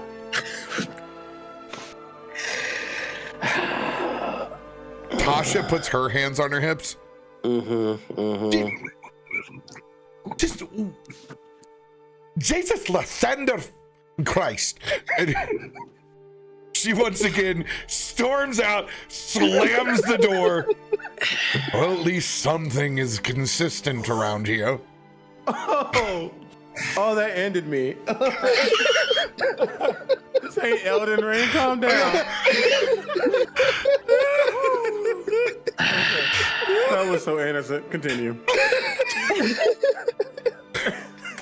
I couldn't resist. Even Remy rolls his eyes on that one. Whew, it's getting hot in here. I don't get it. Listen, yeah, accidents happen, and he does shoot Theo a glance, but we're here. Nothing got used in the way that it could have. You all keep it safe. Yes, please. Mordekainen steps up. Please, let me see your handiwork that you've recovered. Resonates on all of you as if you've gone on a little adventure.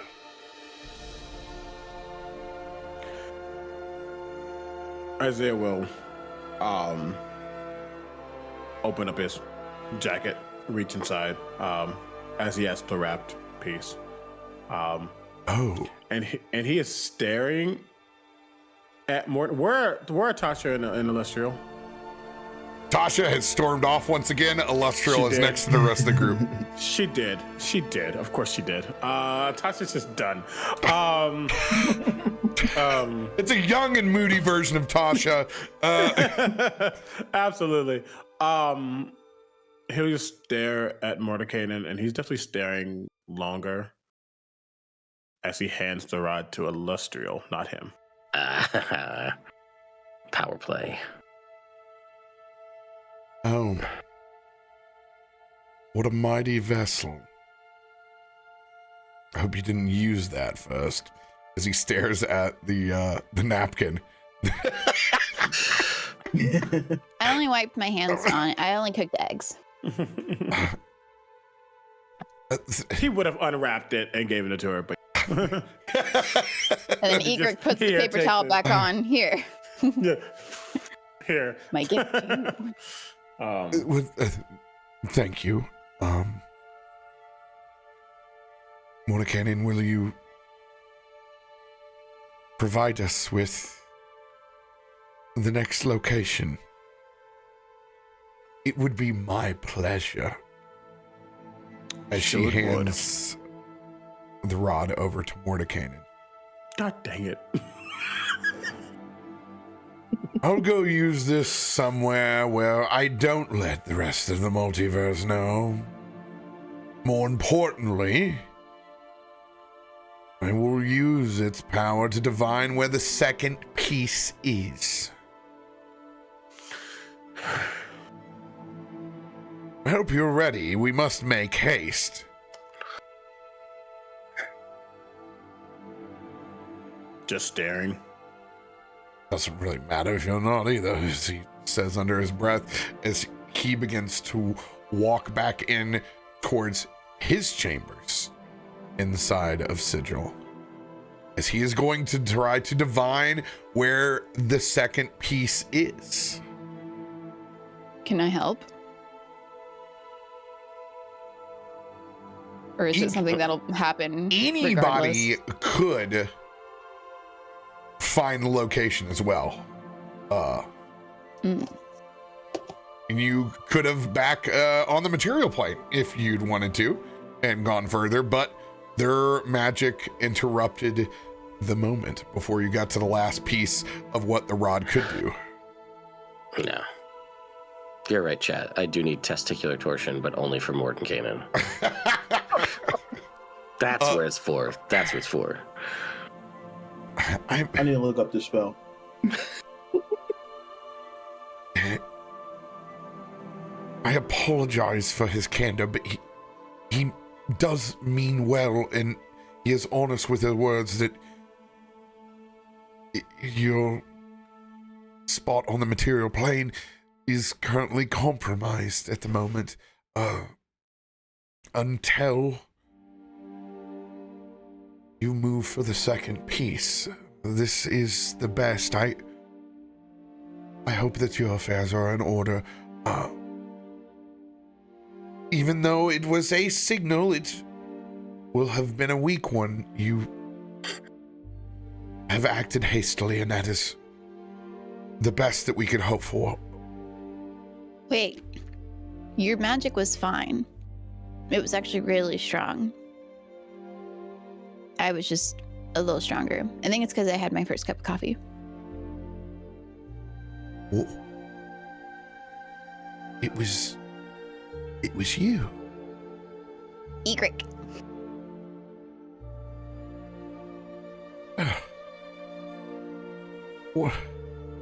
What a pleasant surprise. You're incredibly strong, Cleric. Kalthorr tells me all the time. Yep. As he gives a big thumbs up as he leans on his gigantic, great Hellstorm Vorpal sword. This is good to know. As Mordekainen did say, it won't taken very long to divine where the next piece is and where to head. I would advise at least staying here before you depart, just in case. We're surely not the only people that are looking for the Rod of Seven Parts, and as you've described before, there already seems to be activity back in Neverwinter. Please, do be careful as she makes eye contact with you, Theodore. Yeah. I will not lecture you over something that we didn't give you proper instruction of. It's really great when the stipulations are spelled out clearly ahead of time so that people know how to go about these things. We didn't expect not to be here either when you arrived. This solely sits on my shoulders. But as you know now, the second rod will also contain its own power. Not to mention, when it is combined with the first, the stakes will only raise higher. Do you happen to know which power is in which next rod? Can you feel that or determine that when trying to find it? Does it feel more radiant? Does it feel more necrotic? Does it feel, I don't know, hotter? It's incredible conjuration. Okay. The second piece has the ability to conjure an arcane gate. An ability that we cannot have fall into any other hands other than ours. You can imagine someone else with the ability that we have now of assembly and trying to combat this problem in the multiverse. An arcane gate in our enemy's hands could spell an early end to all of this.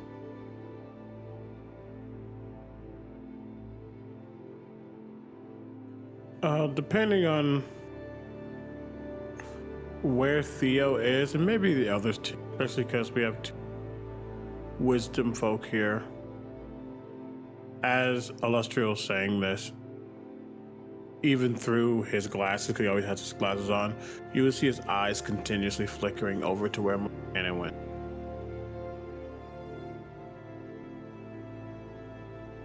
But what that means is up to you.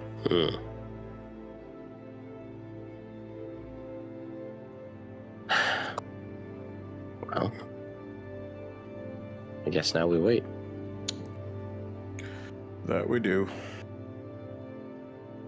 That we do. I fear that it will not be very long before you find out destination 2.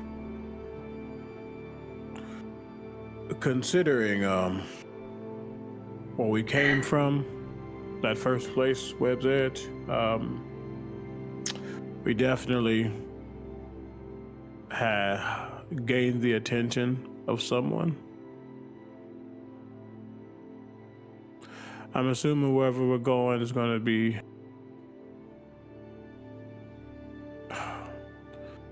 there's going to be a presence even bigger than that, maybe. Maybe not. Yes, we I just will. want to make sure that we are as prepared as possible with anything from here, whether it be potions or whatever.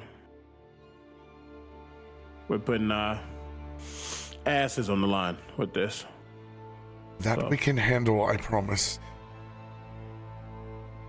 Eldon, please, go back into our reserves. Make sure that we can get everyone no less than a superior and a greater healing potion for all of them. Success. Eldon For nods. Snow too. is fair. Very fair. Snow is part of the team. Like, hey, one for Callista. Hey, does your Earth Elemental have a name? Your companions would love to share. Oh wait, don't you have your dog? No, I left him back there to keep an eye on what's going on back there. Good boy. He is a familiar. He can literally be on multiple planes. So I left him back there with Slop, so if need be, we can figure out what's going on over there. Adam's over there just licking Slop. Yeah, 100%. Crawling into Slop's lap and just like pawing him in the face to keep petting him. Oh, and Adam Slop dog. probably does like the most gentle pets. Uh-huh. Oh, they're going to be the best of buddies by the time you come back. Adam's going to have a little familiar potbelly from all the human food that Slop has been sharing. 100%. Oh, I'm gonna tell my grandkids that's Fox and the Hound.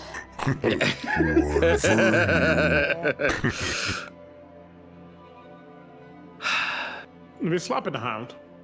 Slop in the hound. Sloppy hound. Sloppy Hound. Slop in the base. Mhm.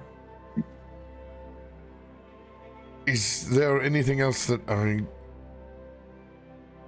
I can do before Mordekainen returns? You Yeah, have more can of you, that like- chicken? Chicken. Right, we did have the chicken. The Heroes Feast chicken. They're so hungry. Wow. Yes, we will get the rotisserie chickens again, and the fried, and whatever else that we will provide the heroes feast. Yes. Eldon is. We just feeling. I'm a bit tapped. I need. Eldon, you need to cast the heroes feast as. Poor Eldon. My buddy over here. Somebody's got to be the bitch of this campaign. Eldon survived Right, only next, to live in Saved servitude. him, and now he's just stuck. Yeah. Alright, With so no other next writing time, left for these characters, this is where he becomes. I'm gonna teach him strength, surf, cut, flash. We'll get all the moves for him. All right, let's go. Wait, no, he needs fly. He needs fly. Yeah. Or dig. That's a fun one. Yeah, that's true too. He'll be nothing if not useful. As you guys can follow suit, it is only a short amount of time before those unseen servants begin filling the main room with all of the meats, the finest meats and cheeses in all the land. While chickens. this is getting ready, and maybe I'll grab some on the way. I'd like to go track down Tasha because she keeps storming off somewhere, and I don't necessarily agree with the attitude of storming off every time something doesn't go right. I also don't have a huge love for Mordekainen, so I'd love to see what she has to say. She always shows up and's like, "I'm sorry, I'm fine now," but like, I don't know. I'm kind of curious what's going on. All right. I guess if you are an uncultured swine, you get this reference, and that's totally fine. But Tasha has big Rachel Berry energy, and I can't handle. Yes. She has big Rachel Berry energy. Drama. Noted. 100%. She I mean, things aren't going my way. Storms out of the room. You know what I mean? Oh, Glee. Uh-huh. Relatable though too. Yeah, so I'm gonna try to track her down if I can. All right, you're gonna head over to the same set of double doors you saw Tasha disappear through the first time. Nah. Like, knock on the door and kind of like, I don't know what's on the other side of this door. I've never seen it. So I'm gonna like knock and listen for an answer. immediately this face of a gargoyle appears on the door. Oh. Hello? You rang. Yeah, I was just Lady Tasha stormed off in a hurry. I thought I would just see how she's doing. Yes, the Lady Tasha has asked to be not disturbed at this time. Would you like to leave a message? Yeah, she seemed overly interested in a spell in my spell book, and I thought maybe we could talk about The it. door opens up immediately. Is it the same door? Yeah, it's the same door. Nah. Gargoyle just recesses. It's as if you've hit a keyword here. And you can see her back is turned.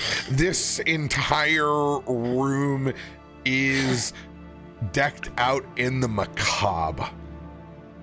Theodore, it's difficult to focus on one particular thing as there are odd creatures in cages. There are fish tanks and other open aquariums, odd bits and bobs, monsters, things in jars. So many unmarked tomes inside of here in a very, what you can tell is chaos system as far as how they're organized. It seems like every table in here was the start of a project that was started, got up and left, hopped to the next. She just raises her hands. Come now. Yes, sit. All right, I'll walk over and sit. I've been in a 90s Hot Topic. I know what this is. I go and sit down. Is anyone following Theodore? I mean, if we're invited to. Power words sit. Sam. No. I'm chilling. I'm waiting for the chicken. What vibe would Theodore have given? Would he just have walked off to Tasha, or? I would probably just be like, hey, I'll as everybody's getting ready for like the heroes feast, I'll be right back. I want to go talk to Tasha real quick to see if she's gonna join us before we leave. Great. That's all I know. Yeah, he won't follow. Cool. As long as he seems to have his wits about him. Yes, we're not like Tasha must talk to we're not in a weird trance. He doesn't have the state. rod on him. No nosebleed. Power word sit has not been cast. Cool, yeah. Let Theo and Ted have his. Thank you, Q. As you sit down next to the table, Tasha stops transcribing something and pushes it to the side and turns her attention towards you and your spell book. You had mentioned it seemed intrigued, and I'll flip to the page that has that one of my two not inscribed by me spells, but it's not the Arthurian one, it's the other one written in crimson. And I said, you seemed extremely interested in this. Oh, incredibly. As it is still in this wet blood state inside of your book, and it does kind of have those little tendrils and necrotic veins as it spirals out from where the spell is written. It's almost as if it's corrupting your own spell book. I mean, I don't know. It's here. I didn't put it here. Well, the question that all of us want to know, have you cast it yet? No, I have not. And when I say have you not cast it yet, I prefer the truth. I'm being completely honest. I have not cast this spell. yet. It appeared. We haven't had an opportunity, and I don't feel like it's been a dire enough consequence to risk whatever could come along with this. So. Just what kind of curious wizard are you? The lamest excuse I've ever heard. Listen, all right. What do we know if not experiencing? Would you like to copy it into your spellbook? You can cast it. I'll watch. I would have preferred to know the result after you cast it first. Well, no one's gonna know. See, these things have a habit of getting out. And also, I made a promise that I wasn't going to cast it unless it was 100% necessary to do so. She snaps It's her right fingers here. and the door shut in her room. Uh-huh. None of the rest of them can get in. Do we hear this? Is this a slam? It's not a slam, it's just a door shut. Listen. I'm not going to cast it. Not right now. Not in here. We don't know what it's going to do. We don't know what it could do. Listen, I got everybody pissed off at me for trying to inspect what was going on with the one piece of the rod of 7 parts. I'm not going to bust out this spell here. Was pretty dumb, wasn't it? I mean, it was kind of cool if I'm being honest. But yeah, probably dumb. You're right. Cool, but dumb. Cool, but dumb. Yeah, that's kind of how I feel about this. So if you want to try it... But it pissed Morty off, so that's a win for both of us, right? I mean, I guess. He doesn't really like us very much. Oh, he is absolutely infatuated with all of you. Huh.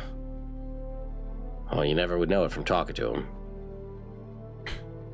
You procured one of the most valuable items in all of the realm. He's ecstatic. He's just an ecstatic asshole, that's all.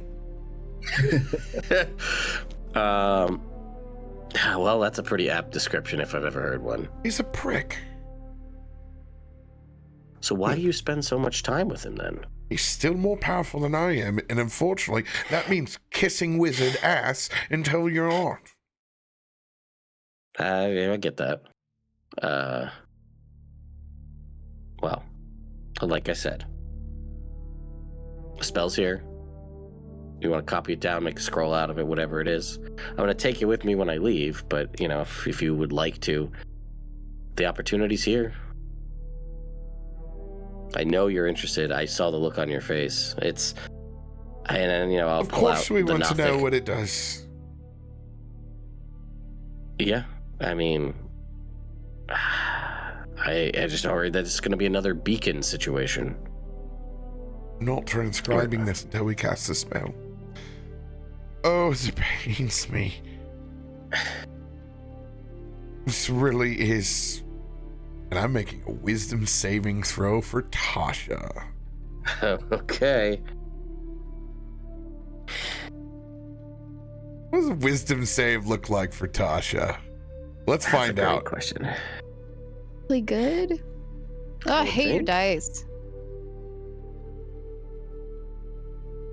22. Okay. Okay. God.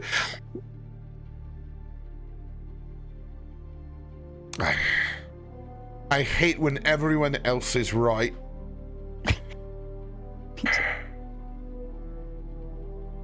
Fine.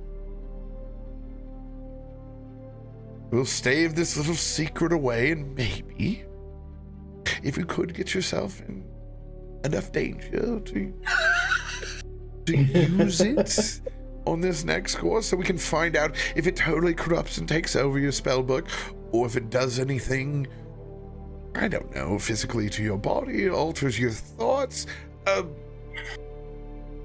Okay, well, but hold on.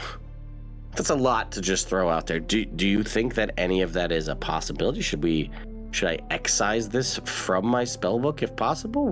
You, aside from the pure morbid curiosity about casting this, if these are all potential options for this based on your experience, I feel like this is a time bomb here waiting to go off.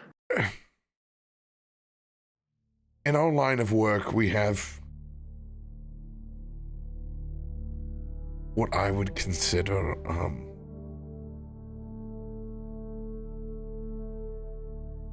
level of risk that we must adopt. Sometimes we become the casualty of knowledge, and she will place her right hand down. And she will raise her other and kind of reveal these 3rd-degree burns that are all over the top of her forearm and down towards her fingers. Oh. Caustic brew didn't come without a cost. I see. When you blaze a trail, sometimes you fly a bit too close to the sun.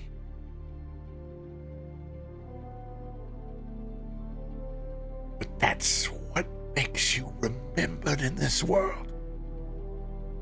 A legacy, a creation all your own. That won't be the Whispered One's magic missile when it's cast. It'll be Theodore's. Pushing all them buttons. And what else remains of a wizard other than their legacy?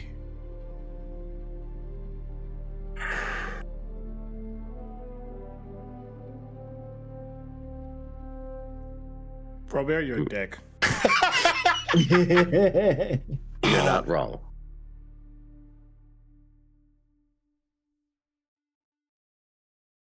Please, if I could. As she pulls a pin out, leave a piece of my legacy.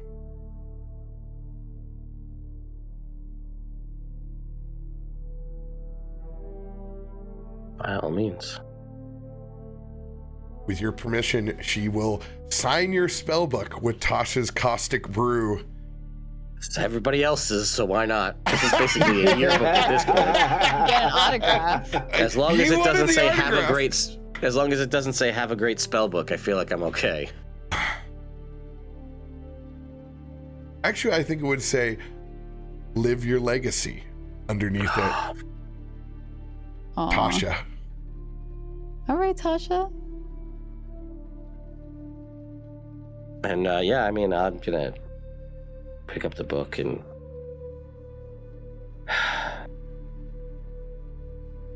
well, thank you for this. You've given me an altered outlook on this, and Theodore, everybody remembers me because of my black hat and robes. Don't let everyone remember you just for the color orange. good.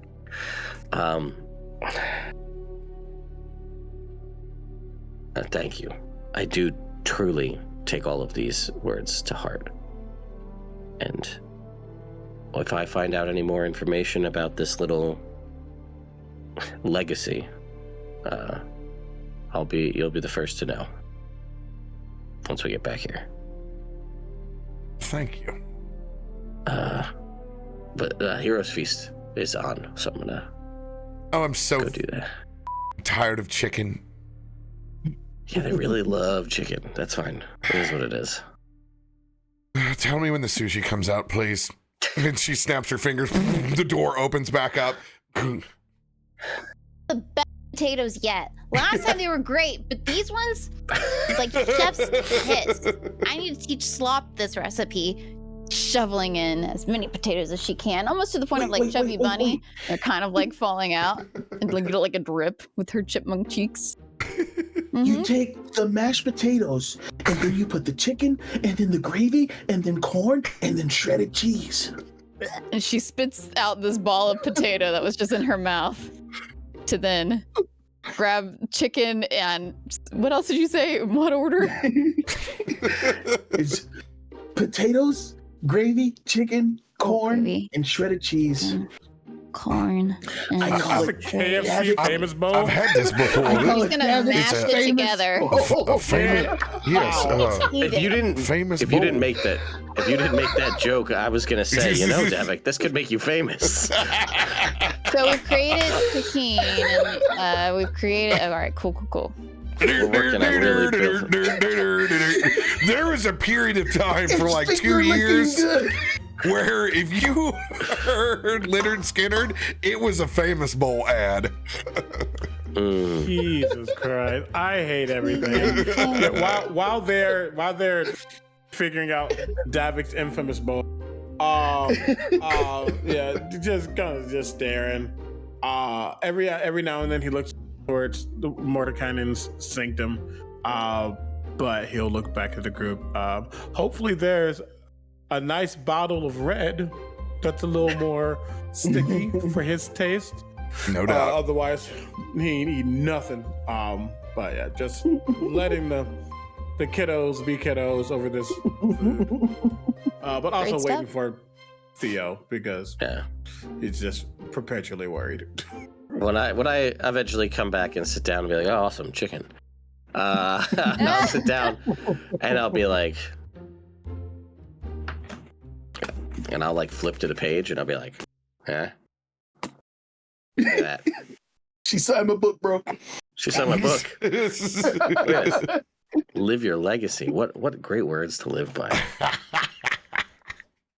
That's what she said. That is what she said. She said, make sure that I'm known for more than just the color orange. Nah, that sounds fake. I mean, that's what she said, believe it or not.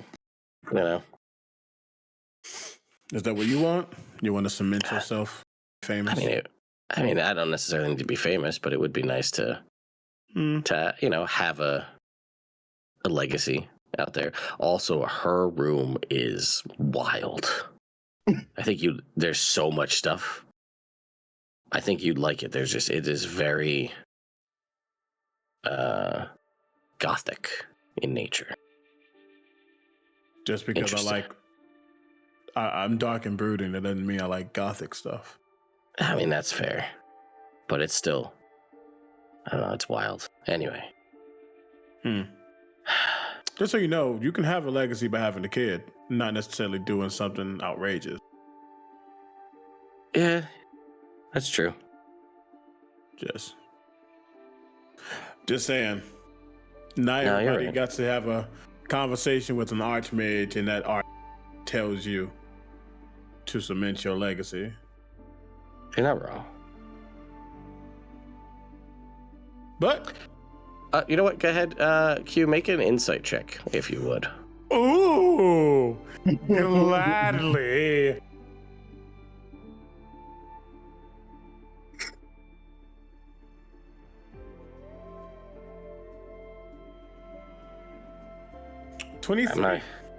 I'm not even gonna make a roll because my deception is just flat out garbage. Same. And it's not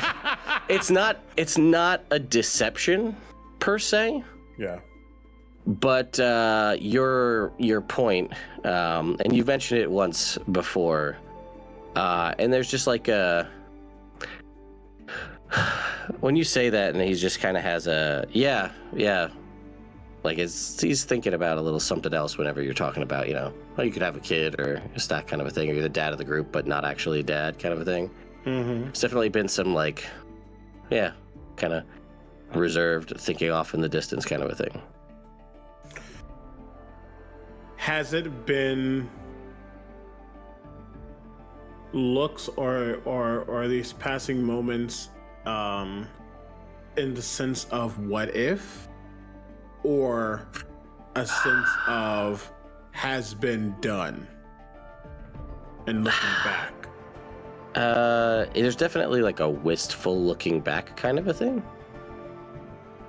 Mm-hmm.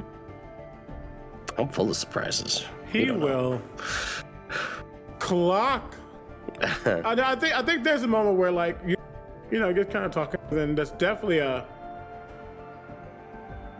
More chicken, right? okay. That will get unpacked later. He just says to himself. But okay. Could also make some think of a conversation they had back in his own little sanctum. But cool. Then we wait for that person grabbing just a chalice of some of the red liquid, just sipping it to himself. And we'll see where we go from here. Well, I don't know where it's going to take us, but in case it takes us to someplace you're a little more familiar with, are you ready? I don't think we need to go back there. That makes Right, that's my I mean, I don't know. It could be anywhere. I mean, it could just be like somewhere else in Faerun, which would be ideal. yeah. I mean, there's also that place ain't the only. How do y'all call them? Domain of dread. Oh. Yeah, there's not a lot of research on those because I don't feel like people come back. But the right people do. There's enough. There's enough out there. I don't know everything, of course, but who knows? But yeah, I don't think we don't have to worry about that one, especially because if you go there, you can't really get out of it. Maybe That's we'll the just go whole to like purpose. Mount Celestia and it'll all be clouds and rainbows and everybody will have a great time. Yeah, they got like guards, like Empyrean guards who will stab. Yeah, I don't know. Wouldn't it be nice to have one of these that's easy though? Yeah, let's go to Baldur's Gate. Nothing bad happens there. Nothing at all. Could go to Cholt. I would love to go to Jolt. Living dinosaurs? Are you kidding me? That's the coolest thing ever. I don't know. I've been hearing some talks about this a lot more. The whole nation or something. Who knows? To see a dinosaur. More than just the bones. Anyway. More chicken. Right? Sips it. Kalthorr, you have to put more gravy on it or it's going to be dry. I like it dry. You can say I'm a dry guy. I like side. It has a pile of dipping sauces around. Here, have some blackened ranch. There you go. Oh, God. Ooh, the best ranch in all the land. If Man, you I wish they were know- open late. You're killing me right now, man. If you know, you know.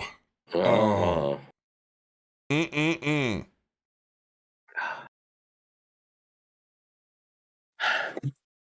I think we're just eating and waiting for more candy. Mm-hmm.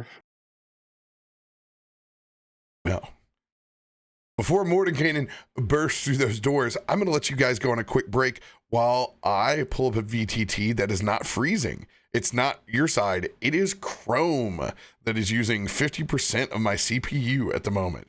So I'm going to switch over to a new browser while you guys take a quick break. Quick bio. You guys won't miss a thing. I did not expect this to be the Theodore backstory episode, but apparently it is.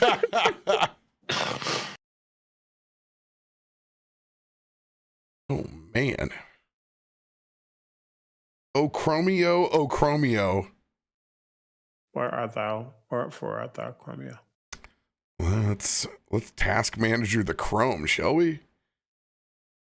We love that. Oh my god.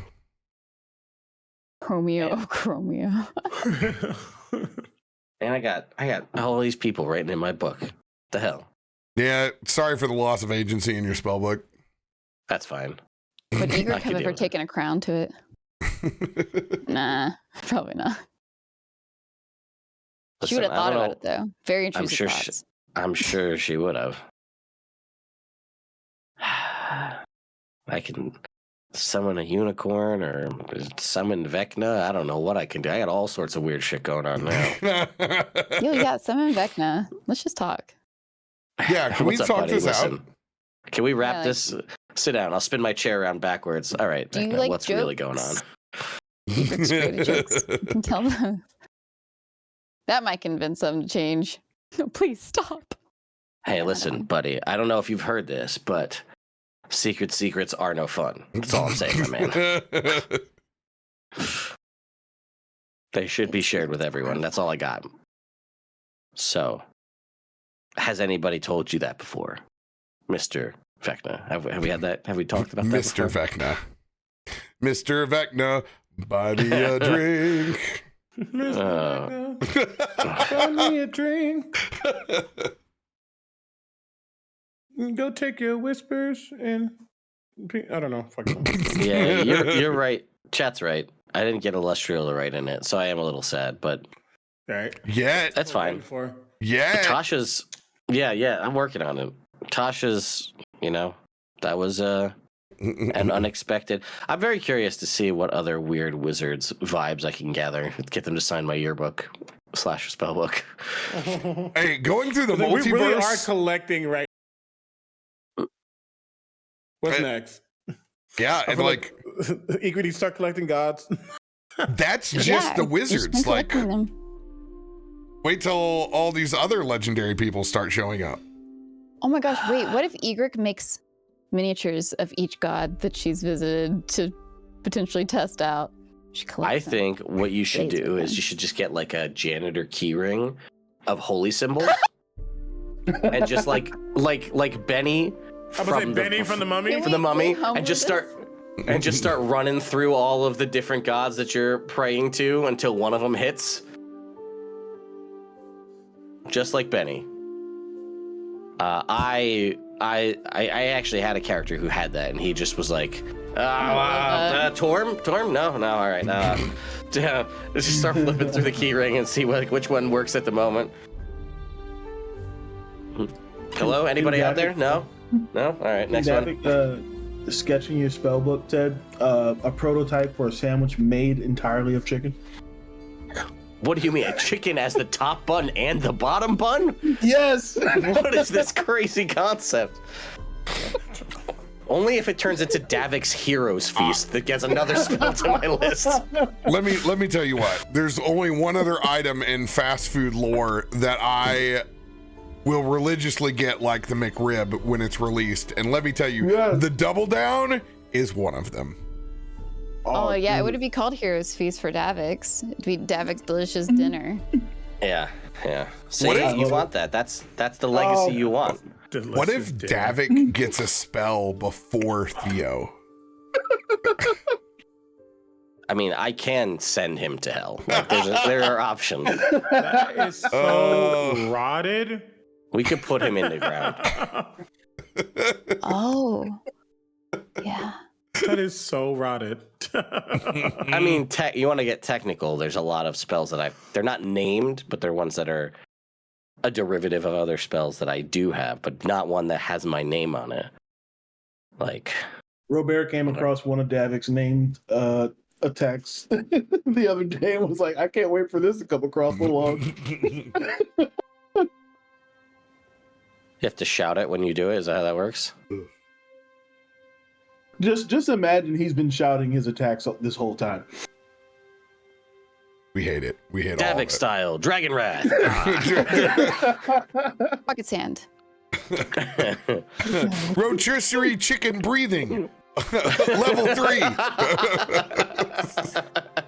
Does it come out of the neck if it's a rotisserie chicken? Hey, just defend your rotisserie chickenness, Davik. I almost showed up to True Dungeon with said rotisserie chickens as my second hotel was next to Sam's Club. Had I had enough time, I would have procured the chickens. Whether they would have let me in to the stadium with said chickens or not, it would have been a feat. I needed. Look, that's when we just got to figure it out. I even had the Sam's Club thermal bags to put I could have put 6 chickens in that bag and had them at pristine temperature. But there are no chickens allowed in True Dungeon. I can tell you that. There's no sex in the champagne room, and there's no rotisserie chickens in True Dungeon. These are the only 2 things I know. Rules are meant to be broken. Good. We are now back to a state of Chrome not destroying itself, which is good. Let's go. All right. As the double doors open up towards Mordenkainen's chambers, and he steps through with a big shit-eating grin. Well, who wants to know where the second piece of the Rod of 7 Parts is? Me. Please, give your wildest guess in all of the multiverse, as he comes and sits down and just kind of stares longingly for your response. The wildest guess in all the multiverse. Probably my pocket. That'd be the wildest to me. Can you imagine? It's being even in a wilder. Dimension. Wild in your Okay. pocket? You keep saying wild. We're going to wild space or something? Because Colt. Jolt. Jolt is a great answer. Even wilder than Jolt. the Feywild. Feywild? One step up above. Can we get to the point? Oh, no. The Fey tamed? This is special. Unlike anywhere I would have guessed.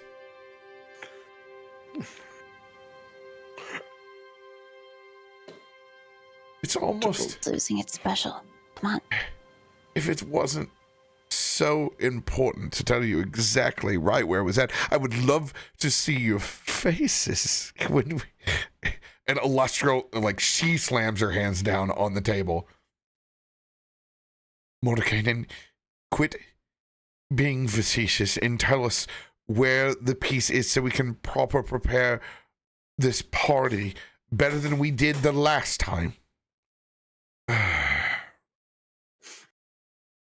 I wish Isaiah had a current funny bone. He just doesn't. Mm-hmm. He just Wish she made that word up. Facetious. That's not a real word. Facetious. Nobody says that. Can't be a real word. No, it sounds fake.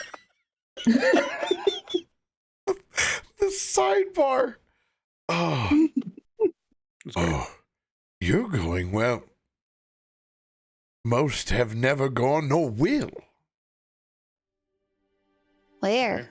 Have you ever, as he points up and he forms a sea of stars up above the table, have you ever just wanted to reach out and grab one of them? Just looks at his gun. Oh my God, already. Why? We're going into the stars. You're headed to the astral sea.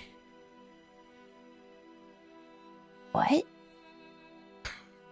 I brother. was as shocked as the rest of you when I divined exactly where this second piece was at. So are we gonna need a boat? Yes, yes, you will need a boat, my friend. Not Dude. in the same way. Oh, Different kind of boat. but a boat nonetheless. Cool, great. Astral Sea. Well, Oh, and that's- not just in the astral sea. It's precisely in the rib cage of a dead god. How exciting one? is this? Oh, you see, there's a lot of space junk hanging out in the astral sea. One of them just happens to be all of the forgotten, mistrodden, left behind gods that once inhabited this, or really all the material planes to be exact.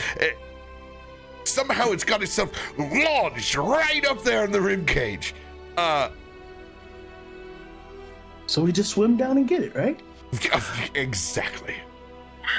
The load of carp. I don't know. We're going out to sea. I thought it'd be more exciting than that. I've been hearing all about it. Huh. These are fishing trips, Davik. It's not. You'll need more than puns to retrieve this piece. Stop being so coy. Oh my god. It's not an actual. Make a wisdom saving throw, Egrik, DC 35. Yeah. Third natural 20 of the dire. You know what? Imagine. The excitement of this entire process has me completely eliminating the horrific nature of the puns that I hear at this table. He actually picks up a whole haunch of one of the rotisserie chickens, like rips the full leg off. Fantastic. Oh, it just looks over at Davik. I don't know a hell of a lot because most people don't just go there. But the Astral Sea isn't like just swimming in the water. It's what surrounds. He's gonna look around. There's no way in heck they don't have some kind of great wheel cosmology map. Oh yeah, and they even got just like us growing up in public school, dude. They got the old globes of like Yugoslavia and the USSR. Like my stuff is not letting me you might need to roll anything. I've reloaded reload twice now. Let me test it on my Like I'm end clicking my as stuff, well but to nothing's see if it's a rolling. problem. I don't You know. not selected your token? That might be part of it. Yeah, no, I have it. I don't know. No. Oh, it's not working. Let me try a different one. See if it's just that one. I guess Rodney looks fine. So that's something. There you go. Oh, yeah, it just doesn't like wisdom. Can we try that again? Oh, dude, the wisdom isn't required. It was a joke. Oh. Yeah. Well, I I'm can not roll it actually anyway, so it would have been, I guess, a flat 0. And I think he would like go roll it over to the table, and he would like point. He's like, "This is the material," and then you see the two things around it. That's the Shadowfell and the Feywild, and then you look around that. That's the Astral. Whoa. We're going outside of all that. All that's going on? Yeah. You're not a flat earther, are you? You don't have to be a brain surgeon to figure that out. A flat earther? Oh, hey, yo.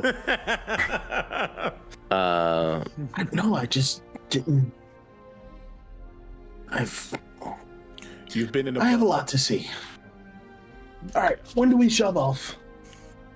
Well, let's hold. And he looks over at the Wizards 3. I'm the only one here who doesn't have to breathe. So, are we having to deal with changes in atmosphere? Any gear for that? That will not be a problem. I Okay. promise. Sounds fishy to me. Them are like fish bowls, and Isaiah's like, "Yeah, what's up? What's breathing? Never heard of her." You gotta be. Why is squidding me everyone right so now. downtrodden? Chill. John- downtrodden. Remy that's a looks great back one. at both of you. I know there's a time and a place. But yeah, please, Yeah, Davik, stop clownfishing around. both of you, you have to stop for a moment. What we're hearing here is important. If you could try to keep that back to the keep.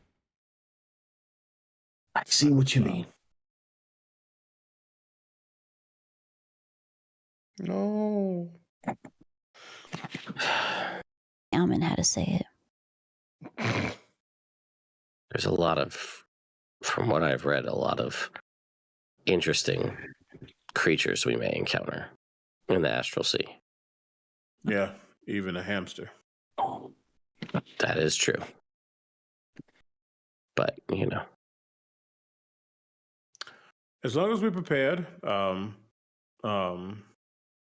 if we go to this rib cage or whatever and it has its own atmosphere, we might not have to worry about too much of a detrimental effect, but still. And then it's going to depend on what's there, what we need to look for. Are we going to run into any Thrakreen or plasmoids? Gith, probably. Probably some GIF. Yeah. Well, knowing what we know, I believe it will be in our best interest to put you in touch with our friends in the sky. Wouldn't you agree, Mordekainen? Oh, absolutely. I don't think that we can send them on their own in a quite of a direct as manner as we did with Webb's Edge. I mean, maybe. You just gotta stay optimistic.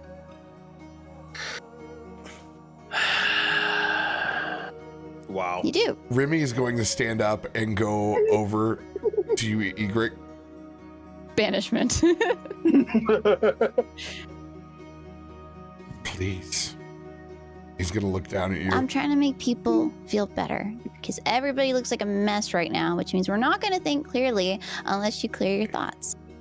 It's okay to laugh, Remy. We need the information us regain first right ourselves. now. No, Egrik. They're not laughing with us. They're laughing at us. That's fine. Sounds like a them problem. Please, if we could get just a little bit of focus. I am focused.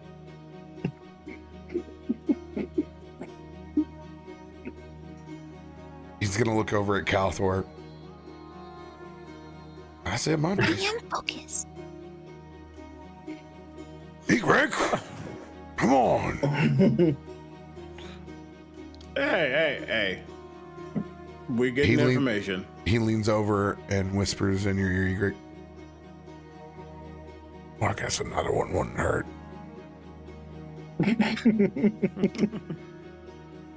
Right now?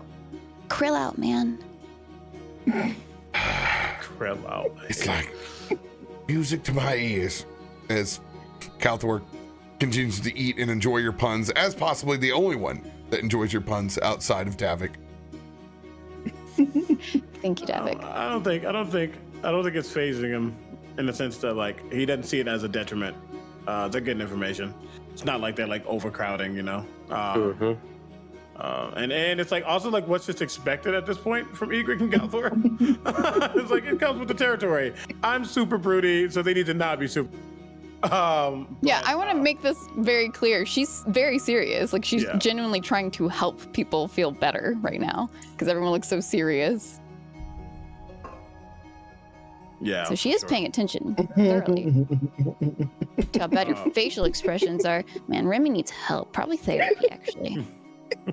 Damn. He keeps talking to our dead friend. All right. Anyway, any other useful information we can glean? Are your friends? How do we meet them? Is it just through the portal, or? I think it would be best that we put you in touch with the Spelljammer Academy, and sooner the better. All right. Not sending us to school. No, not a school. To be honest, we don't have the time for school. More of an escort, really. Yes. All right. They expect me to take a test. I'm shooting them. No, certainly not. No test will be needed here. It's just we need someone to actively man the helm to get you to this destination, and we don't have the time for anyone to learn. Are you telling me are you sending us there with students as our helmsman? No, quite the contrary. Okay. We will request the utmost senior admiral that we can find. The world is on the line. We just have to go back to home base, to the mothership. Oh my. All right. This is going to be fantastic. I cannot, you know what? And I wanted to hear all about Web's Edge, but we can totally wait until you come back from this adventure and then, completely unpack from the two. Nope. Yeah, you should know right now. All knows. Really? Probably to be expected. Yeah. To tell you the truth, Illustrial looking much more nervous than Mordekainen. I mean, what happens when you go to Web's Edge, really? Well, I'm glad you came back all in one piece. It was as we were leaving, being surrounded, but don't need to go into details. But just so you know, you might get. The Dark Lady doesn't like enjoying losing anything, really, to tell you the truth. I'm sure she'll get over it. But here, to see this, I almost would love to join you. But we have still so much work left to be done here, and after all, we need to rest up since, well, another day of depletion trying to find our adventurers and where they've scurried off to. Like I said, we've already procured the potions, as Eldon has stormed back into the room, and he has the superior and greater portions for everyone. We can let the Spelljammer Academy provide the rest.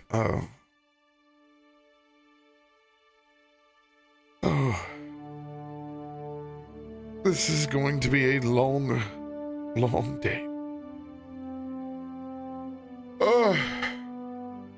She kind of makes a glance over towards Theo. How much experience have you read about the Astral Sea? I mean, a little in college in a planes class, that's about it. Okay. I'm going to go grab some tomes. Okay. I thought she said Tums. I could It's a lot of chicken. as well. It's a lot of chicken. That's part of the hero's feast. That's the final course, is the Tums.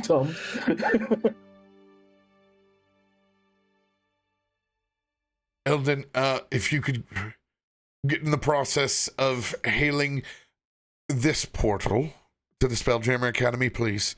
You'll need to use the second to the left. Eldon, being disheveled, run across every which way, begins preparing that portal.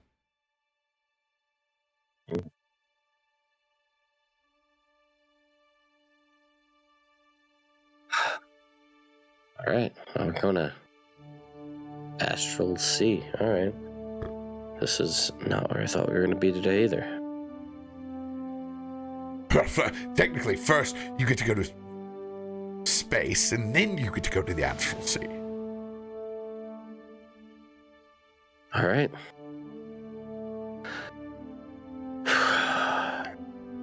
This is one hell of a trip.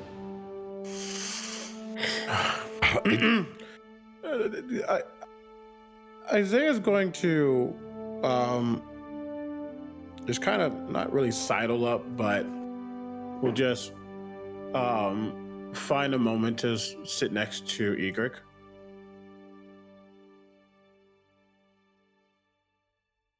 Have you ever been to space?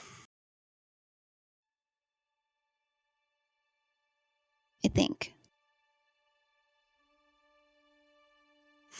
Have you? No. Are you Been wanting many to? Different planes, not up there. I don't know of want is the right answer, but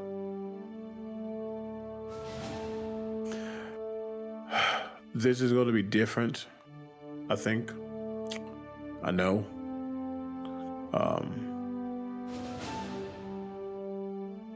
Can I help in any way? Help you feel more comfortable? I was actually coming to see if I can help you in it.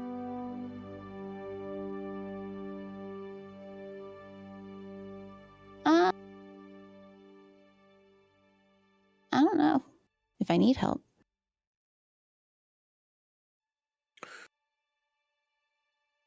Is there anything you're thinking noticed,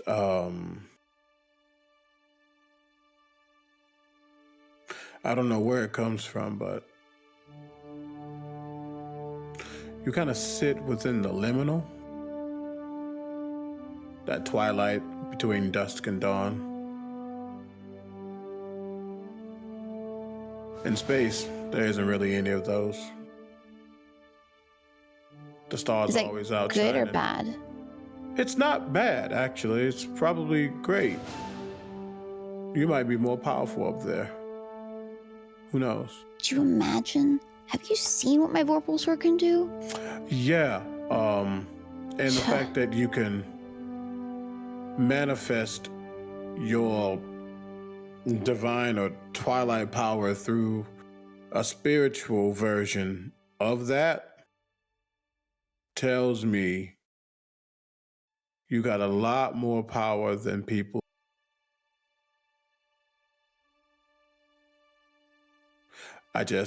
Because we're going up here, there's a chance you might go just because of where you sit. You might, what you're at right now might be exponentially increased. Like if I got taller. Gotcha. Sure, but let's say your power is your height. Your power might heighten. Ooh. I have always wanted to be taller. In the power sense. I like my height. I'm just saying that whatever might happen up here, if Kalthorr isn't around, you got the four of us too. He's not allowed out of my sight right now. Fair. But also, thank you. The Kalthorr's kind of grounded. Kind of. I don't know if I can actually ground him. I mean, I'm about to ground I shook my Theo finger. too, so it's fine. I just wanted to show a little appreciation and just to prepare you. If my theory crafting is correct, when you're not around the cycle, you're kind of in between it, especially where you sit with your power. These might be different. Appreciate that.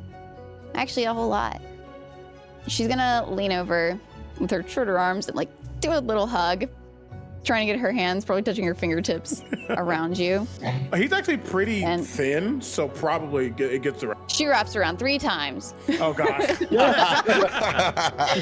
But as she touches you, and just that physical touch, it's that same warmth that wrapped around Davik. And he experienced that comfort of her twilight, as I would like to give you Vigilant Blessing. Ooh. So you can get advantage on your next initiative. Heck yeah. Thank you. That's scary for me. You're gonna save us. I can feel it. I don't know. Based on the things that I've done, things that might be a little different. Oh, well, I don't know, actually, just, yeah. I appreciate you, and I appreciate what you will do. Thanks. Thanks, Like, pal. okay. He literally gets like, wait, all he does is bamf 2 We're feet the away. paladins. He just steps like a 2 feet away to team. get out of. She just sits there and puts her head in her hands and it's like, why was that so bad? Paladins. He's never gonna use that. Wait, no. Well, yeah, he will. He just won't call them pals. He'll wink and sit back down and just get to studying or prepping for whatever they about to do. The shenanigans that they will shenanigan again.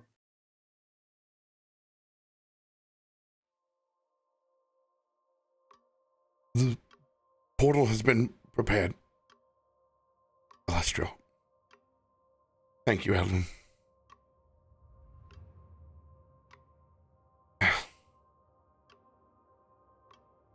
We need you all once again. Please. Be safe. Keep your wits about you. Do your best to understand your surroundings. As she sets that stack of tomes near you, Theodore. This will be advantage on lore checks against the creatures that you encounter inside of both the Sea of Stars and the Astral Sea. Great. There are things that you will see here that are more terrifying than our wildest nightmares. That will be wrapped in some of the greatest beauty and grace that you will ever see. Take this moment to relish in an adventure and an environment that most will never see. We ask you an untenable task. But we know our location. And without this, we are forced to live in a world where none of this will exist. Even the Whispered One, eyes and ears are peered into a part of the realms that most will never see. The world's gratitude is on all of your shoulders. Please, be safe. Return to us with the second part.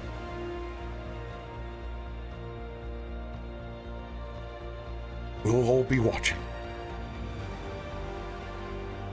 as that portal flares. You see nothing but stars on the opposite side. Wait, before we go, do you happen to have any extra scrolls of fireball? You probably have a bunch, right? Your wizards, tough guys, the head honchos. Please? No, actually, we... Dang it. Eldon. Oh, God. What, Alessia? You heard them. We're going to need to send a space vessel to them. When Eldon gets done completing them, we'll send you no less than 10 scrolls. You used 10 scrolls of fireball already? 5. Don't ask. Oh, now I do want to hear what happened at Wed's Edge. Don't ask. Don't ask. Please. I can tell you everything. What we didn't do is get that bow. But we can talk about that another time. We'll send those to the academy immediately. Tasha's got a big grin. Well, looks like you'll be living a whole new legacy. A whole new legacy. The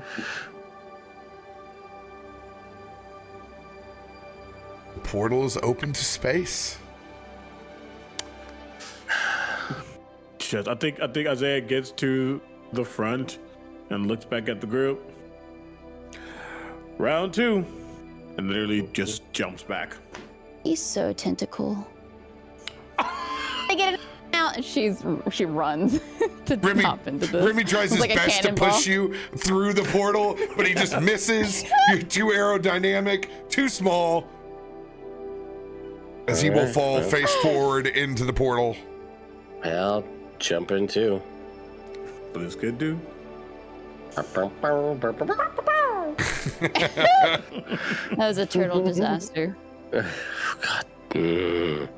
The line, please, the line. The line. I'm putting in my consent for.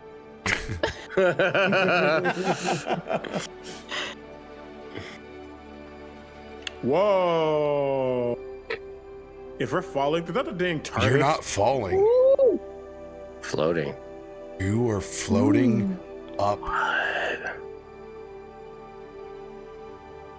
from the base, ascending up through this building, through the clouds, all towards another portal that seems miles away.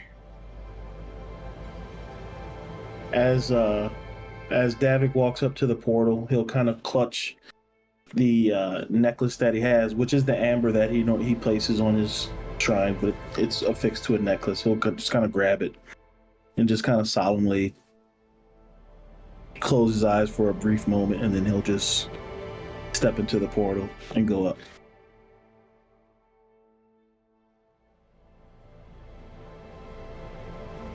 And there's a kind of sync up that happens as the individuals that step through the portal later all kind of rise up and get to the same space as everyone else that is ascending.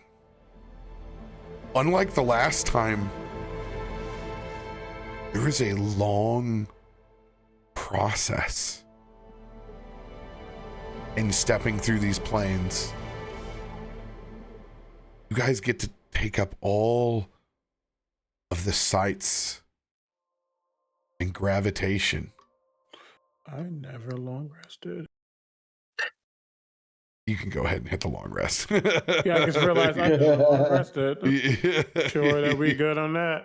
Yes, right. absolutely. Oh, and you'll need to roll if it is. You'll need to roll what we get for our groceries. Extra hit points. Yeah. Let's go ahead and do that right now while we're floating, shall we? Yeah, We're floating. And I never changed my immunities. Yeah, same. Perfect. Yeah. Would Hollow work for us while we're here? Or is it? 15 again. Ooh. Is that what we got the last time? I don't know. I think so. I don't remember. I think so, yeah.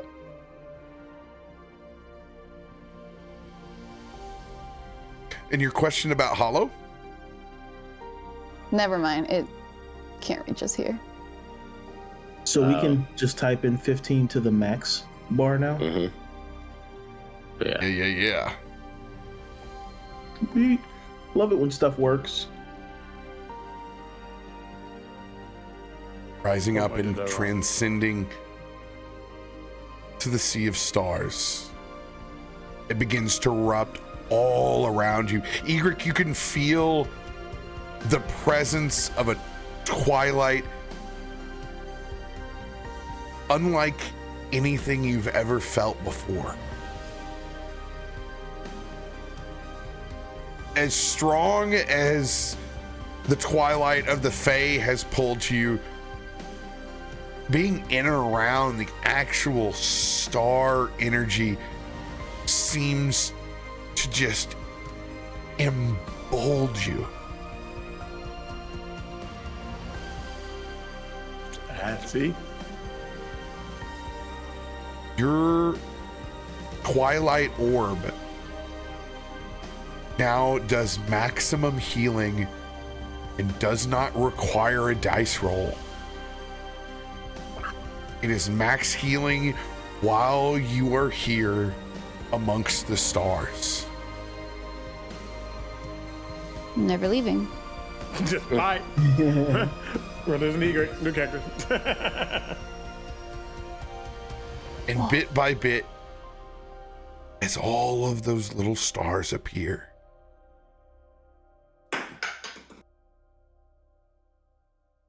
something moves in the darkness that slowly manifests itself in front of you. Whoa, that's cool. Hell yeah.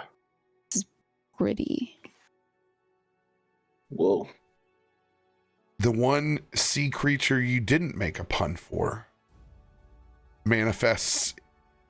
Mantafests?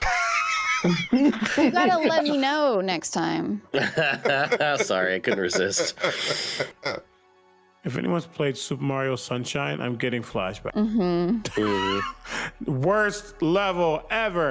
Continue. That's cool.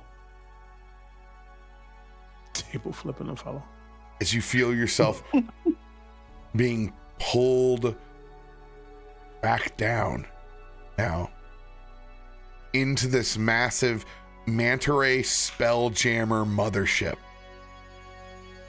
The size and the vastness of this is literally a floating city. As you all are pulled all the way over here, this tiny little ping between its beady eyes. Beady eyes. You see a lineup of cadets rolling out as a massive carpet is laid. After the cadets, you can see the officers begin to line up. You can see several GIF, the large hippo folk that have been born from these very stars, all lining up in a large salute as you guys touch down.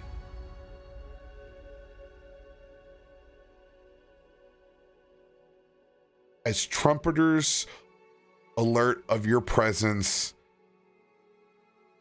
on deck of the Spelljammer Academy.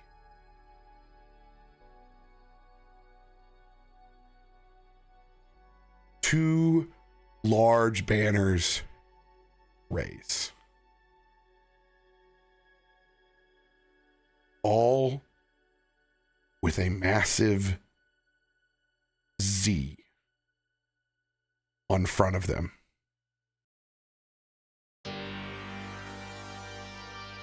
Attention! As the gifts yell out and begin to fire off in a salute.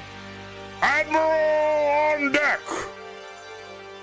All hail Admiral Zoltan!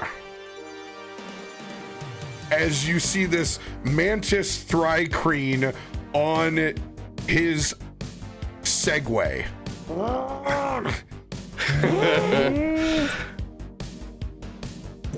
Wheel himself all the way out to the adventures. With his two small hands, he makes his own Z. All hail Zoltan! Yes, indeed, adventurers. Welcome to the Spelljammer Academy. Thanks. I Yeah, am great music Admiral here. Zoltan, and this is my vessel. We have a long list of things to accomplish here, and a short time to get here. So, we're going to the Astral Sea. As I Look am into the deemed map until now. Oh my god. He's just a guy. Why does he have your head? This is my Spelljammer Academy maintenance man to Admiral. How big is he? Can't. No, he's not. He's your size. He's just hey, He's also Godzilla. you get to meet the Z-Man. And yes, his father is Zoltar from Spice Coast. Oh my god. Wow. God. Yeah. Ow. Yeah, he's got daddy issues. He's the child that he left behind on the planet. Okay. Wow. Wow, memory unlocked. Please. If we could come inside and get started on our mission. I've taken upon myself that I will be in charge of your spelljammer. All right. All right. Cool. Lead the way. If Illustrial calls, the Admiral answers. Please, follow me. Da-na-na-na. Jesus. Yeah, I think. Are we all on roller skates? Oh no, you don't. You haven't earned those roller skates yet. Yeah, we're walking behind him as he segues along. We're using inlines. Yep. I want a Daft Punk helmet. That's all I want from whatever mission we go on. Oh, it can be arranged. It can absolutely be arranged. I think as they begin to follow, if that's what they're doing, I think Isaiah just checks his gun. Being so close to the stars themselves, this is different. And I think his constellations are probably mimicking how the stars above are shining, and he's just less thinking about some things while he's here. Didn't realize he would be thinking about it until now, but this is interesting to him. Everything happens for a reason.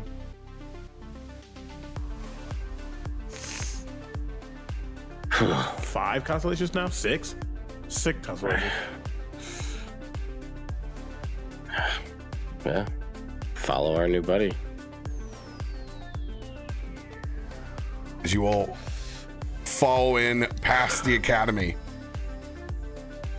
into the chambers, you immediately realize there is a bubble and layer of oxygen over the entire top deck here. Even leading in, there's no need for an airlock at all as you just simply pass in. This whole thing is fascinating. Yeah. There's a whole world to the stars. First, by getting everyone's name here, As he kind of passing through the dossier, Theodore the Orange, Isaiah, Your service? Egrik. Oh, The present. yeah. Welcome. This must be quite the time for you in the Twilight itself. It's really cool, actually. Beautiful, but deadly! Absolutely deadly! I promised. Kalthorr, won't you a tall drink of water? And, Davik.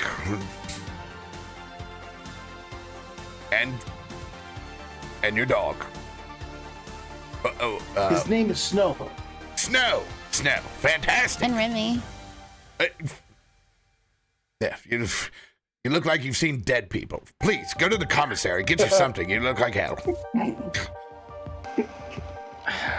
I mean, I'm real full. What? What do you mean you're full? You should be... We Everyone had a who comes here Davik's is delicious hungry. dinner. A Davik's delicious dinner? What did... It's where you take Chicken. mashed potatoes, gravy, chicken, corn, and cheese, and you mix it all up and you eat it. Oh, you mean It's a really good. Fabio's Fancy Feast? No, Davik's delicious dinner. I see. Well, I'm pretty sure I'm the only one who's ever thought of this. Yeah.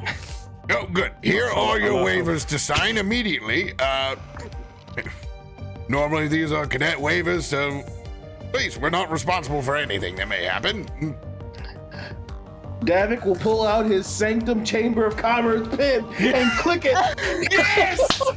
Yes! Oh, it's the smoothest. It's the smoothest pin in all of the realms. Yeah, definitely going to scan this waiver. Oh, 100%. Understand what this waiver is. I never let my lawyer read these. We're taking a look at this EULA real good. This user agreement. Both sides. Also Absolutely. grab one of the glow sticks off the wall. It's like, I look at it with my glasses on and off because seeing as in heat sink. Hang on. Let's take a look at this. All right, what we got I here? can't stand you. Those glasses are incredible. Where did you get those? Well, I just broke them and then I tried to make it work. I could use them if they're broken. You see, it's so hard for me with my eyes on the side of my head. I can take them when they're broken and loop them through. No, here, my Makes sense. Yes. Probably fell. Yes, it is collecting the rest of the paperwork. Yes. You still haven't signed, Theodore. We looking it over. if it all looks in order, I will sign now. Yeah, fantastic. I will just like nick my hand with my lung and then just Isaiah Bancroft. Yeah. So cool. so dramatic. Well, first thing that we need to take care of before we even get started on this journey, you need to get your sea legs. That make us mermaids. You're not there yet. But you we're can gonna be. Mermaids? You'll be mermaids in the astral sea soon. Now, everyone prepared. Training starts immediately. Oh, okay. All right. Training. Yes, Training. This is what we do at the Spelljammer Academy. Is we train Just better than said- anyone else. If I have to take a damn test, You're lucky. Nothing written here. Davik will just start doing some squats. calisthenics. yes. We will prepare the training room. Please help yourself to the complimentary, coffee. As he points over to the most depressing K-cup that you've ever seen. Wow. Do we have to salute? It hurts me inside please. a little. No, none of you are in the Spelljammer Academy. No salutes. I promise you. You Do you not have like a hand symbol? Like I heard this one's pretty cool. You can give me the Z if you want. No. You can hail Zoltan. but everything else is off the table. Wait, that might be an S. Hey, close I'm enough. pretty sure that's copyright. There you go. Oh, here's Zoltan. Thank you. We will prepare the training room. If you can just... oh, that's fantastic. Alastriel sent you with a handful of tomes so you can understand what you're up against. Yep. Well, we'll see just how prepared you. Help yourselves. Where does it can be? There's a tray of honey buns, I believe, there that were left from yesterday. All right. He's stale. And it's a very fluorescent room, white drop ceiling, black interconnective metal panels, lifetime chairs and tables that have been pulled up. There is indeed a half box of honey buns that are on the counter, and there is some depressive K-cups over to the side. Those are honey croutons. Yeah. Well, I will just take a minute here and Rary's telepathic bond everybody. Since I had my coffee now, we can get everybody that mental link going. And then I'm just gonna like sit down, crisscross applesauce, and just start going through these tomes. Go ahead. Davik has moved on to the upside down push-ups. Oh, I can't wait to get training. The handstand push-ups. What would you like to roll for trying to decipher as much information in the first tome as you can?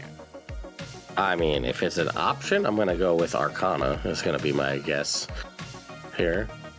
And I believe you said it was an advantage because of these tomes. But Give me an intelligence saving throw with advantage. okay, yeah. You like that? Ooh. How's a 31 do you? 31. The sheer amount of things with psionics, psychic damage, dear or God. force damage is in an all-time high.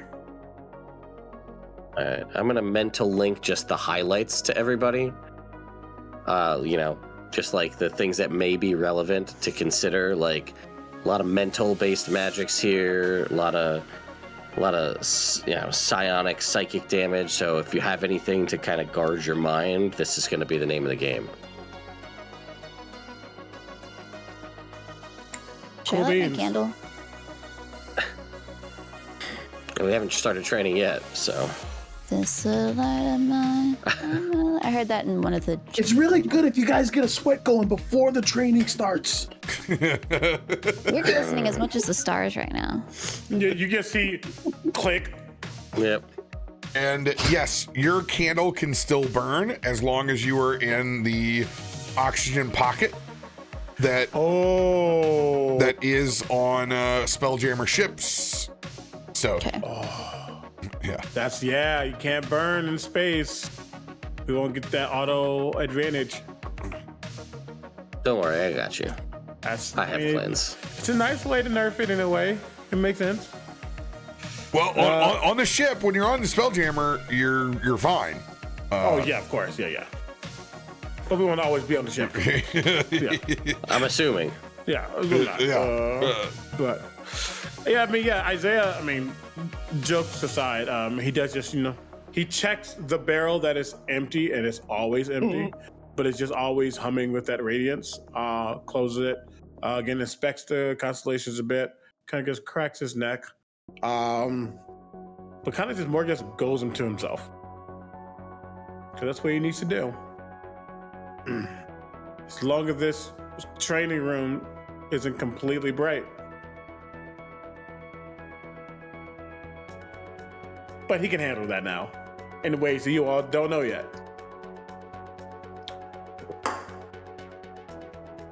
Anything else while you guys are solemnly sitting inside of this Spelljammer Academy weight room?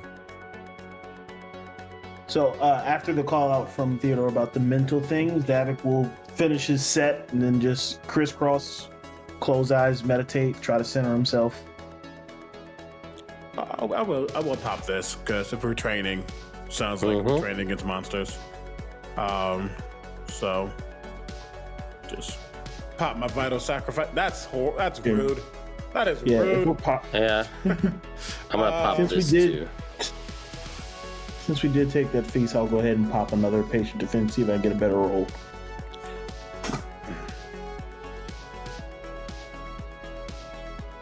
What is that? That first one was garbage. What is that? That is cool. I need temp HP action. See, y'all are getting health. I'm losing health.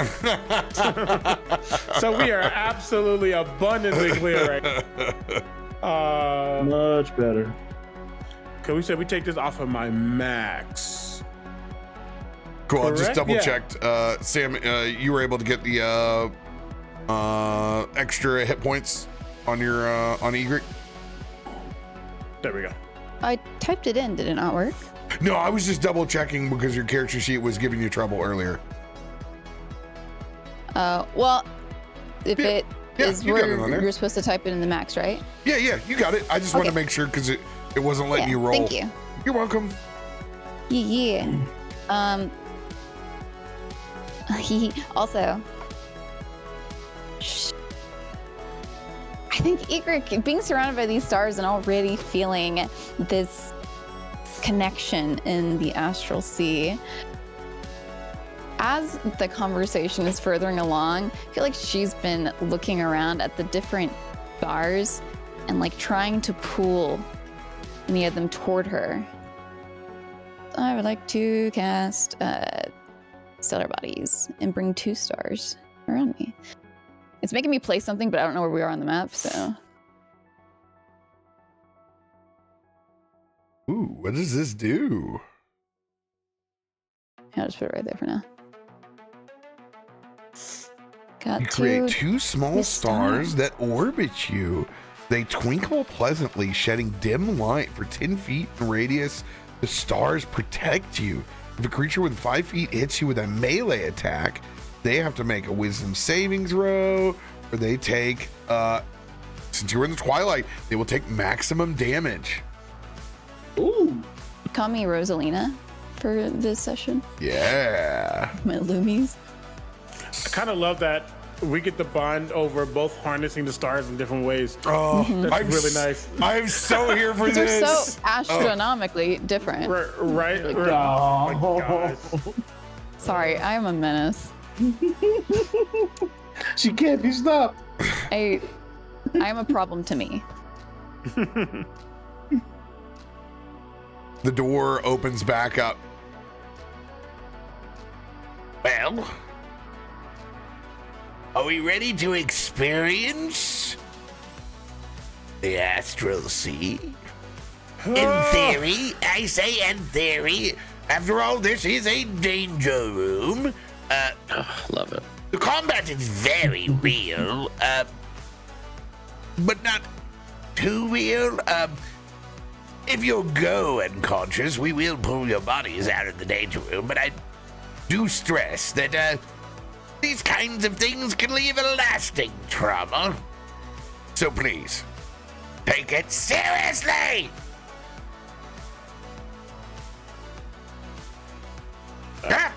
All of you, let's go! Aye, okay. God Let's go. damn it. As you guys go down another long fluorescent hallway that leads to a solid black door. Zoltan opens this door, and this mist of purple clouds kind of frills out onto the linoleum. As close to you'll get to the astral sea before you get there. You can see in the distance that is kind of like pushing this cloud towards you. You see your Spelljammer as a full galleon comes in approach. Look at your tremor sense just going off. It's going off. I'm ready. I can see it too. Is this Draxus? First of all, Dad, can you actually see the map that we're on? Or I are can. Are you in full tremor sense view? I could do both. I figured out how to do both. Okay, cool. Because I was gonna say we figured it out. We know how to toggle it back and forth. Mm-hmm. Please step forward as a ladder unfurls down to the entrance of this danger room. Uh-oh. Yeah. As you I'll guys go in. all load up onto the galleon. Don't worry, I'll be there in spirit. As Zoltan shuts the door behind him. Welcome, adventurers. Danger room engaged. Loading. Virtual Zoltan. I'm back! As you can see the hologram as it forms, as Zoltan is on the actual Spelljammer. Let's see everyone here get their sea legs, shall we? All right. I'm not on the page. Yeah. Quick question, by the way, because I was looking at Kalthorr's character sheet, just in case he had something that he could do ahead of time, but not really. One of his passive abilities is called Shielding Storm. I don't know if Baddie's ever shared this with us, but at 10th level, you learn to use your Mastery of the Storm to protect others. Each creature of your choice has the damage resistance you gained from the Storm Soul feature. I don't know what his is right now.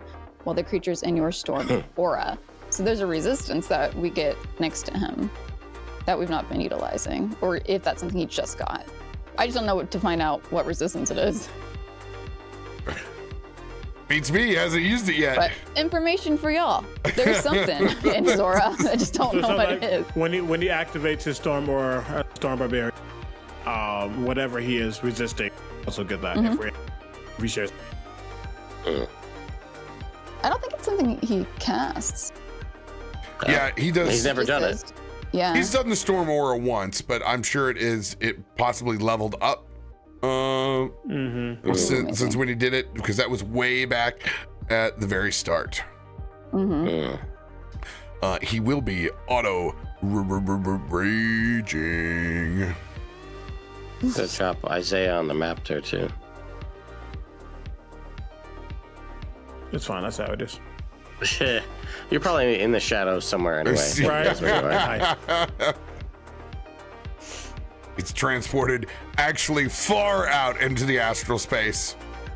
Listen, I'm just floating. Wee. Imagine Snow looking like they're swimming elegantly in the air. Oh, excuse me. The first thing you'll need to do is literally get your sea legs. Let's try one of these for a chance. As he will begin to spin the ship, I need a dexterity saving throw from everybody on board.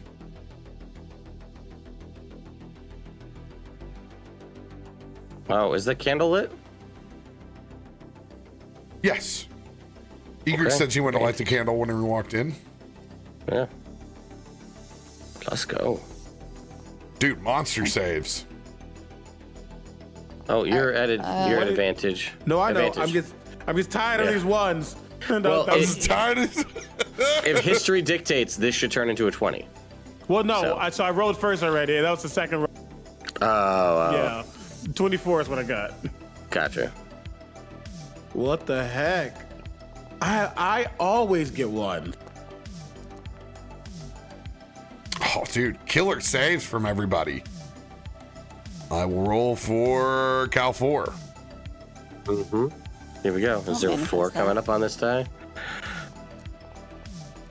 Oh, I was level 20 for a second. Rude. Everyone else is able to hold step. Even Snow just kind of like tucks down and does a barrel roll. Kalthorr slams into the mast and just has to he's in full tuck and hold mode. As you guys do a barrel roll into the astral sea. You're gonna have to do better than that, big man. All right. As you guys begin to part the veil, now no longer seeing the excess of stars that you left back behind, firmly planted inside of the astral sea. Let's just see how well you studied those tomes, shall we? Boy, here we go. He said, let the see. That's good. I've updated my dice. Maybe that's the trick, yeah. Yeah, I'm just going to shift the coloring. Because I always get ones. Not anymore. 20s only. 20s And only. maybe like 15 and above. That part. All right. Theodore, Uh-huh. with your Tremor Sense, I need you to roll your spell attack at advantage. Okay, spell book, spell attack roll at advantage. 30. Hot rolls. Let's go. From either side of this ship, Oh no. you can feel a presence. Uh-oh. But it's more of small individual pockets and waves. But out in front of your vessel, your red flags go up immediately. As you can feel the beat of massive wings. Uh-oh. Get ready. As you see Gith come flying in on 2 ancient red dragons. Hey, yo. You see one Githyanki Kithrak levitating up and flying in front of them. Take no prisoners! As the grappling hooks latch onto either side, as 2 Gith warriors, actually Gith knights, and xenomancers raise up on the side. However, you have given everyone advantage on their initiative. Isaiah, Tremor Sense. you'll be able to roll 3 times because you already had that pocket advantage. Ooh, let's go. Super advantage. Also, how can they use fire? We're in space. Welcome to the Astral Sea. Dragons, This is mine magic. wouldn't work. Why does theirs work? Yours works. You're on the boat. You're all in the oxygen pocket right now. Good job. Cuckoo. Okay. We're doing initiative right now. Yeah? Yeah, let me highlight everybody and put them in. This music tonight has been real. It's a banger. You get all the cyberpunk music when you go to space. So You did it. That's Let's What go. did we say? Oops, I meant to roll that with it. Oh, I hit the wrong thing. Nice. Let me roll that again. I also could not roll mine at advantage. Okay. So I need to reroll Or it. we roll initiative? Yep. I dropped out for a second. Yeah, my Discord keeps kicking me completely. But I'm back now. Did 18. not go through. Is there something I'm missing to like roll advantage on initiative? Or should I not be doing it from the carousel? I rolled Kalthorr at 17.2. You should be able to click, when you click initiative, it has the same thing like roll at advantage or normal. It Mine just didn't straight do rolls that. when I Yeah, click mine it from the just auto carousel. rolled. When you go to your character sheet, are you pushing the INI at the top? yeah, No, we you- rolled from yeah. the carousel. That's why it messed up. Okay. Yeah, if you roll from your character 23.2 sheet, it'd be stance. Yeah. correct. I All need right. my. yours is Reroll. 11.14, Egrik. No, I didn't do my advantage Yeah. roll because I clicked it. I so know. need to- I'm giving you that because I'm clearing it so you remember. 11.14 because I don't. Yeah, I'm not going to give you the lower. Gotcha. All right, here you go. Here you go. Here you go. Initiative is cleared. Me too, if you could. You bet.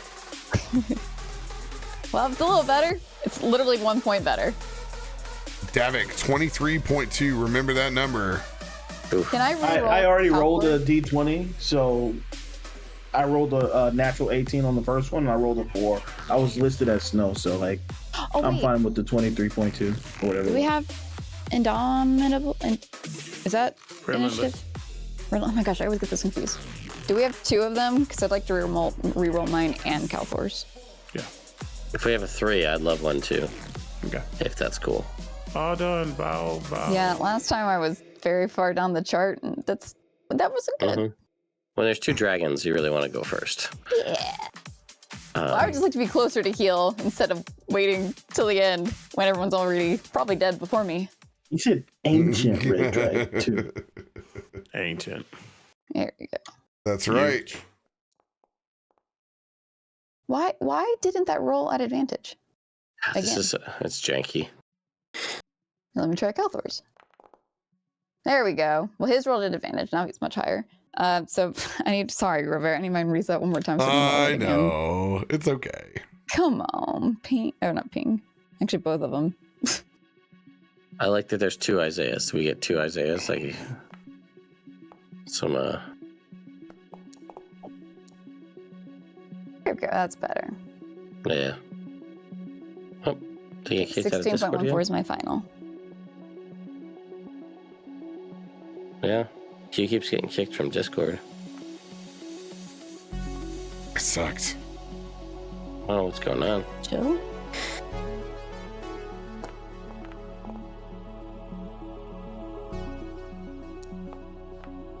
Ooh. Keep Good rolling. low rolls. Right?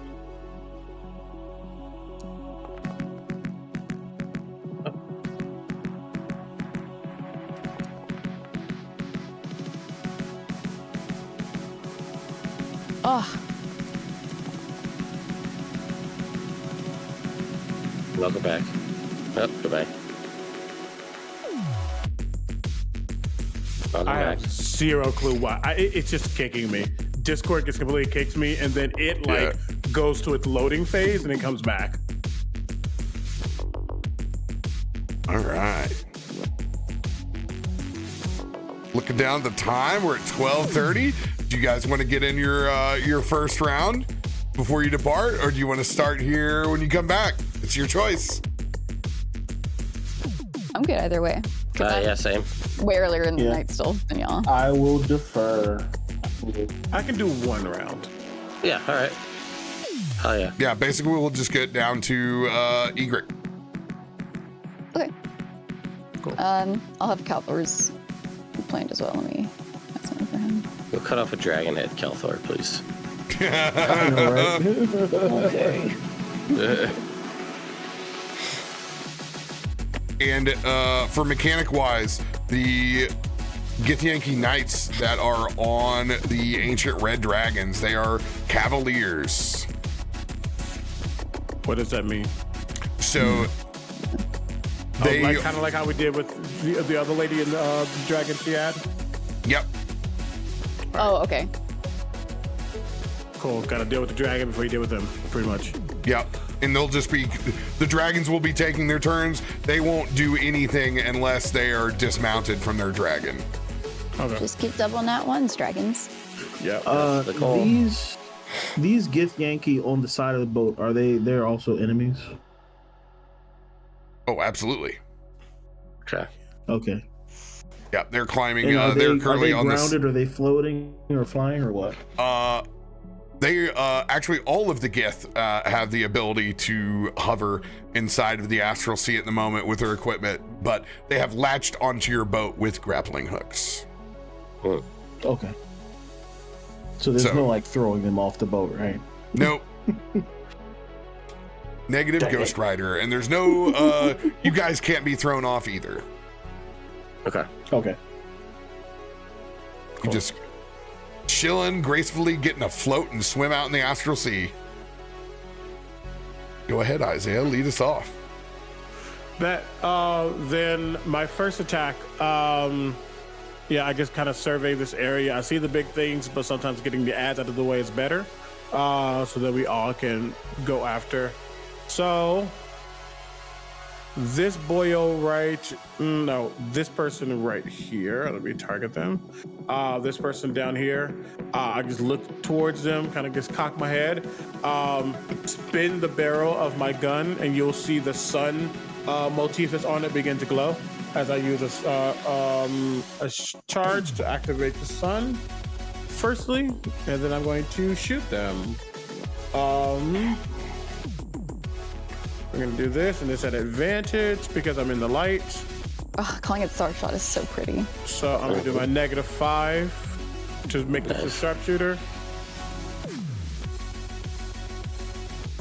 I am adding a D6 to this. You see what I'm talking about? Like I still roll low.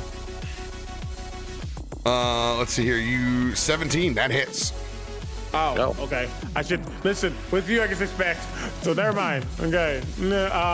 Great. Boom. Let me do damage.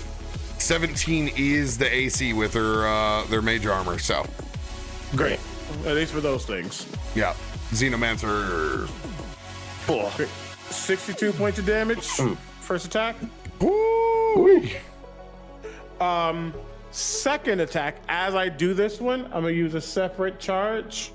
You're gonna see me like start with them. I'm almost gonna like curve it. You're gonna see me start with them, and as I shoot them, pieces of the gun, I'm sorry, of that bullet are going to fly out in different spaces. As I activate the Rogue Constellation, but I'll do damage first. Well, I'll do my attack first. Let me do this. -5 advantage. 26 to hit. That's better. That will be, I'll go ahead and add my sneak attack on top of that one. Let's do that. Let's do +10. Bow. 59 points of damage plus Sneakyana. It's going to be, oh, great. 16 points of damage. And as I do that, they are bleeding out. Good. Yes, let's go. As I do that, you'll see 1. Wait. 2. 3. And 4. You can see suddenly these pockets of darkness where these pieces have landed just start to swirl and just form within a 15-foot square. And he will just smile and suddenly disappear. And that's go what somewhere. Those are your pockets of darkness. Yes. Awesome. That is what I will. That is my action and bonus action. And actually, I lied. Well, I'm not gonna disappear. I'm just gonna move. I'm gonna move into one of these, and then I'm gonna take the hide action. The hide cunning action. Try to make a stealth roll at advantage because that's what I have.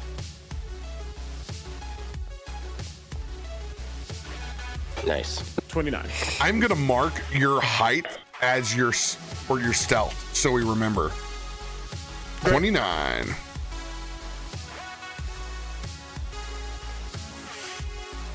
Davik. That is everything I got. All right, so Davik will move about here. Oh, not on the targeting thing. There you go. Davik will move about here. We're going to target this guy from 15 feet. And Davik will bamf out the wing. His runes light up with an icy blue. You see his left fist is covered in ice. And and we're going to go for a flurry of blows to start. And we're gonna go Fangs of the Frost Wolf.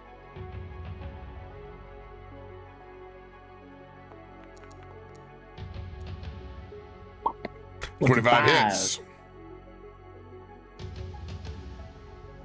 Let's roll that beautiful damage.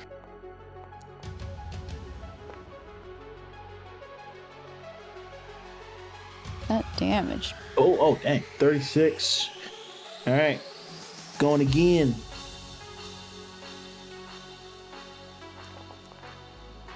Oh, I didn't did that all apply? I'm moving too fast. I don't see a 36. I see I only see the 25 to hit. Yeah, 36 didn't pop up. I saw the dice roll, but I don't see it in the.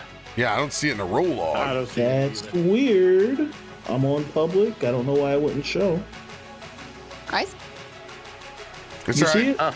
it? It would be 36 cold. Well, it's a combination of cold and force, I believe, for Yeah, you. and But there's like whatever the D4 force would be. what is the D4 force? Let's see. The force damage is 2. 2. All right. It does 35 points as the force is halved. Got it. Cool. Okay, but all the cold applies. Yep. Sweet. All right, so the second damage roll. There it is. Nothing's popping up for me. I see the damage roll now. You see it now? Okay. I do.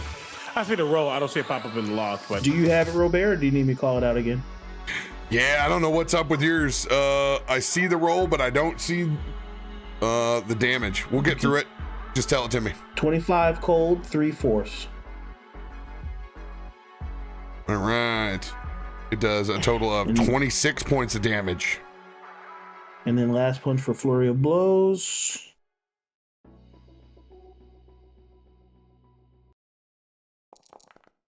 Ooh. That was almost at 20. Yeah. So close.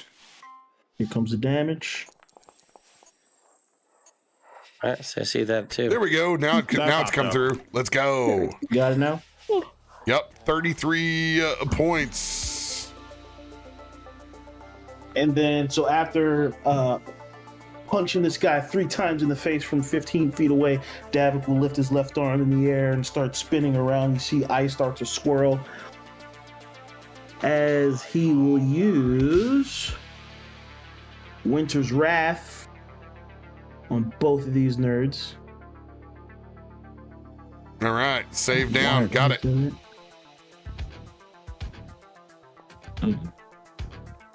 First is a failure. Second is a success on the Xenomancer. Drop that damage. Okay.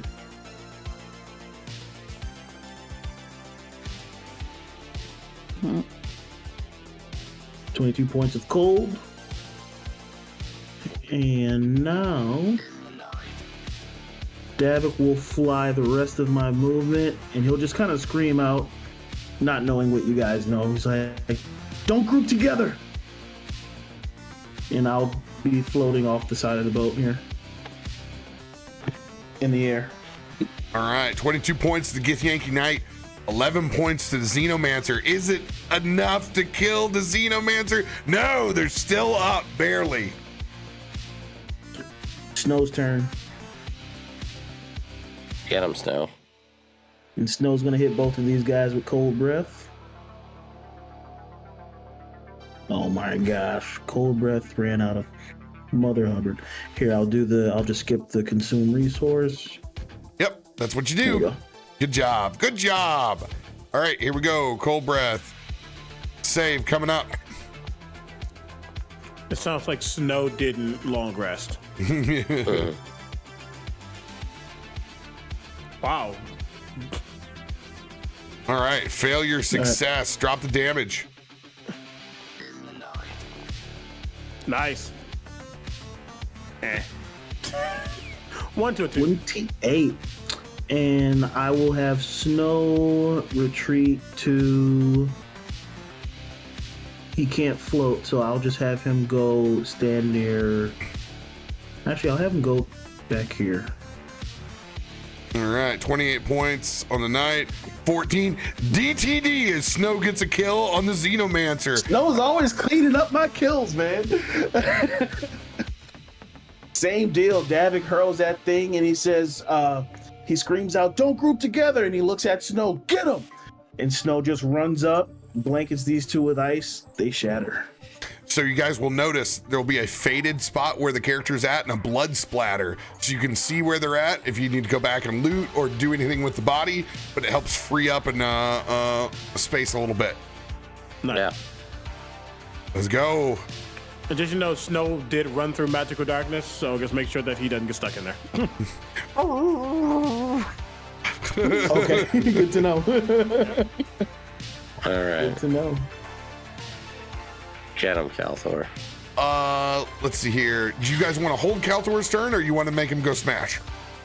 I want to make him go smash. Okay. Hell yeah. Got Cut it. somebody's head off. Yeah.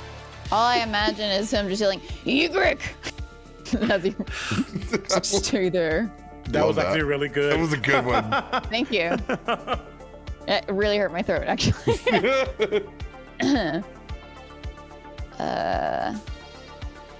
Oh, he's got 3 different vorpals with different elements. Does he just pick one? Yeah, he can do whatever he wants because of his giant nature. So the first one's the combo, second one's all fire, the third's all lightning.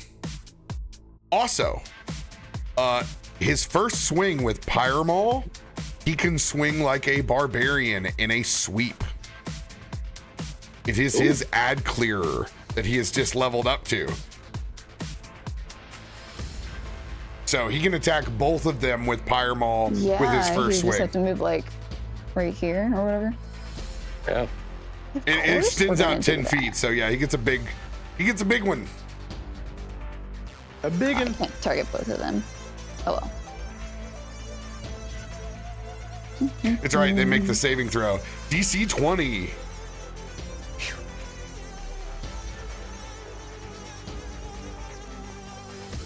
Nice, let's go!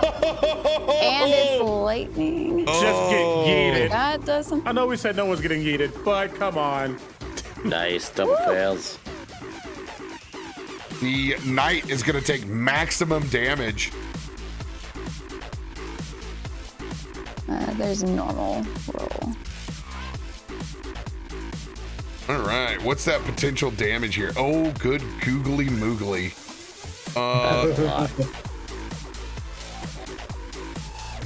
Let's get out the calculator. Max damage is 36. Max damage is less than what he rolled? No, Plus. 36, 40. Plus, yeah, there's a plus. Oh, okay. 61. Are you adding? Oh, I see what you're doing. 36 plus 16. 52. Plus 11. Then would be 19. And then 26. My neck. Oh my god. What was the number you came up with, Ted? 61.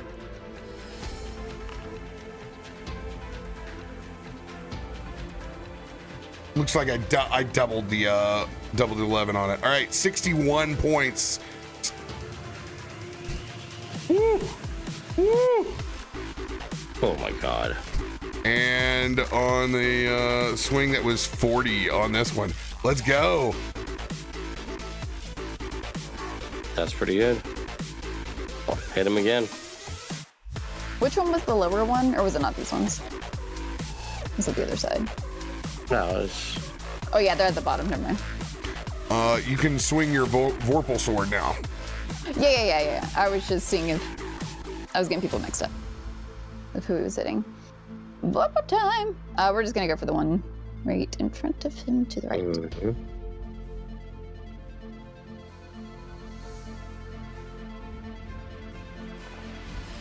Oh! That's It's a crit. It's a DTD! crit on 19.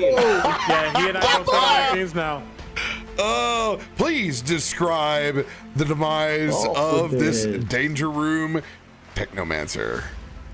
I want to say that Kalthorr was a little embarrassed about his dex saving throw earlier, and so there's not a lot of magic to this little attack. He just swings, and it would slice through the torso in a slanted manner to where you don't see it until the body is sliding off. Nice. And then does he have another attack? Yes, How many because attacks does he have? because you killed. He has great weapon master now, so he has a third swing. Yeah, he can do that Alright. on his action unless he wants to use Cool. that's just something else. Let's get that. Let's cut another head off. Let's go. That's hacking guard. Let's go! That was like 4 nat 20s for me. I need he and I to trade dice. Yo, I need. No offense, Baddie. I think Sam might have to take over for Kalthorr going forward. Oh, I might should have to roll a new character. Yeah, he's just dead. That is wild. We love that. Hey, describe another demise. How do you take the head? That's it. Literally slice from one to the other. It's so fluid. Just it's very much Yeah, giving yeah. the Wire from Ghost Ship. Ooh, yeah. Exactly that. Yeah, and he just then, and then turn and look at everybody else, gesturing to, hey, who's next? He can't see, but Isaiah's totally like, you monk. Mm-hmm. They are the Legolas and Gimli, okay? I believe that's the end of his turn. Oh wait, no. Does he have a? No, it's not a bonus action. Yeah, that was the bonus action, was the third strike. Cool. That would be it, I believe. Inside my game, whatever movement you have to get to the next person, you can continual crit chaining. Oh. Where's the? Yo, go to that person. Down the bottom there. Oh. This one or this one? That one right there on the left. Yeah. Come on, All right, 3 in a just row. keep it up. Okay, we do 3. Come on. You got Eagle's this. getting all the cricks tonight, or Sam is rather. Now Come on. he is out of the what's it called? Candle's 30 feet. Oh, I figured. I thought that was the candle that was sat down, because that's definitely not 30 feet. Not this time. But I Damn. assume it The hits. 1 and the 9, but not together. Yeah. That's all right. We'll take that. Oh, can I turn that 1 into something else? Okay, 5. Mm-hmm. Okay. We can go full Persona 5 when it comes to space jamming or spell jamming. I beat this guy up. I don't know what his health is, but this could I want be... to do Space Channel 5. Up, down, chew, chew, chew. And Space Michael should come out to dance with us. Oh. And doesn't he have extra stuff he can dump into his attacks too? I feel like he's doing a good job already. Probably, I don't know. That is bad, yeah. I might want to save it. Yeah. What was the If he can take this. what was your damage total? It did not give it to me. It's not showing me. 37. 37. It's so weird. I'm Wow. glad to see it. Here we see over here. Oh, on death's door. Boo. Action search? Or do we have a card for Oh, extra strike. extra attack? Yeah, extra strike. Hell yeah, Do let's you want go. Yeah. Its turn is Okay. next, so yeah. Oh, All right. okay, great. Take it. Maybe you'll get a crit and just keep going. This is true. Is he trying to run away? No. Attack of opportunity? Ah, it was mine for a split second. Boo. With 10 hit points left. DTD. Oh, Oh my god, go 40. Kalthorr. after he slices off the last one's like other torso, he's jumping in a prance that you can feel the planks of the ship going. Ugh. He runs across. And he does an initial like stab, takes it out, and then he would cut right through again. Nice. And that would be the end of his turn, I believe. Because everyone's dead, right? I don't think he can reach the other guy. Mm-mm. Not yet. Or the dragons. Yeah. Cool. All right. What do you guys want Remy to do? You know the answer's Bane. You already At this know. point. I've never used Bane. Well, anywhere they're all over there. Until this one.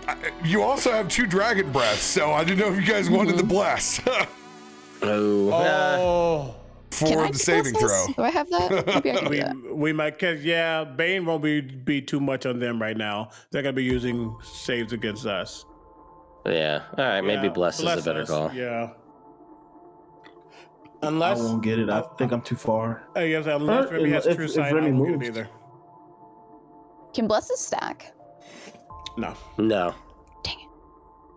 It's the same instance. I mean, you If- could cast bless on different people. If Egrik, if you're casting bless, then I will do Bane, if that's what you're thinking. I can do either or as well. I also have Bane. So All right. I can will go those ahead two, I and assume? I'll drop the Bane. Double Bane. All right. Doublebane, let's That go. makes more sense. I think he has a higher Yeah, DC too. DC. Yeah. Maybe they'll roll some ones here and get Doublebane. Doublebane. All right, here we go. Bane, I need to do this I got Cavalier, so 1, 2, 3, so I can just do baseline. Yeah, you said that, Sharon. Yeah. Yeah. Cool. We love that. We love only using a first level spell. That's fantastic. Which is free, right? In the thing, or just for Egrik? Well, that's free for me. Over. All right, Bane's coming in. There we go. Come on, Doublebane. So in a Cavalier state, the Banes will be on the Riders then. All right. Saving throw coming in. First one, DC 26 Charisma saving throw. That is wild. The highest I've ever had is a 23. You guys are stacked. Here we go. Going top down. No! You kidding me? Dude. Wow. Silvery barbs. Oh, God. That's a 20, yeah. Second one's a failure. Keith Rack. Hey, there it is. The Doublebane on the bottom Dragon Rider. Let's go. Let's get that Doublebane. So that's the one we bully. Continually have been able to get a Doublebane. All right.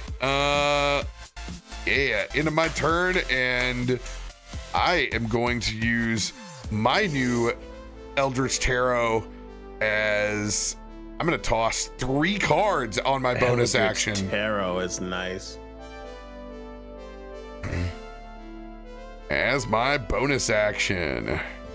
Bonus. Boom. 27 hits. Let's see if my damage pops up. 10. Max damage. 20 points of damage. Plus that is 10? halved. Yeah, I got that armor from BG3, yo. Oh, they are resistant to force damage? Yep. That's scary. Not many things are resistant to force damage. Well, we're not using Vecna's magic missile in this fight, so. All right. Oh yeah, I don't have to do it. It's just boom. I can just hit it right from chat. Hell yeah. Oh, I'm in Egrik's trust tree. I need to go to Egrik's trust tree and do the thing. That hits. That's the thing. Let's see if I crit. You might as well crit fish, yeah, for both of them. Because if I crit, then I can avoid that resistance. I don't. Okay. Nope. Yeah. Then we'll do the third. So you need damage. You need to do damage for the second one. Yeah, third. And crit fish the last one.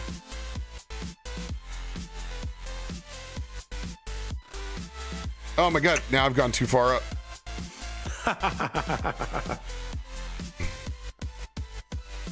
And our last piece for crit fishing. Let's see a 20. Oh, come on. It was close. Yeah, it was. Nice. Your damage though. It's on point. Let's go. Solid. Let's go.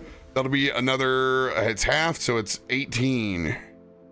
Yep. On the Kithrak. Awesome. Into my turn. Theo. Can you make it my turn so I can move my dude? Thank you, sir. All right, we're gonna move up. Now we're gonna turn off Tremor Sense so we actually see what we're looking at. Right. Cool, that works. Let's go, Captain Blunsky. All right, so I am going to cast a spell as an action here. So let's go ahead. What spell? We're gonna cast Stone Bullet Barrage here. We'll go. What the hell? We'll go with a fifth level slot. Kind of remove the template. Bonesaw is ready. That'll hit everybody, right? I don't know about the Dragon Riders and the Dragons and the Cavalier nonsense, but here we go. Cast spell. You, Jugi. Berserker Barrage. Oh, memories. Mm-hmm. So it'll hit all of them. I don't know how it works out, but All right. Optic blast. Optic Blast.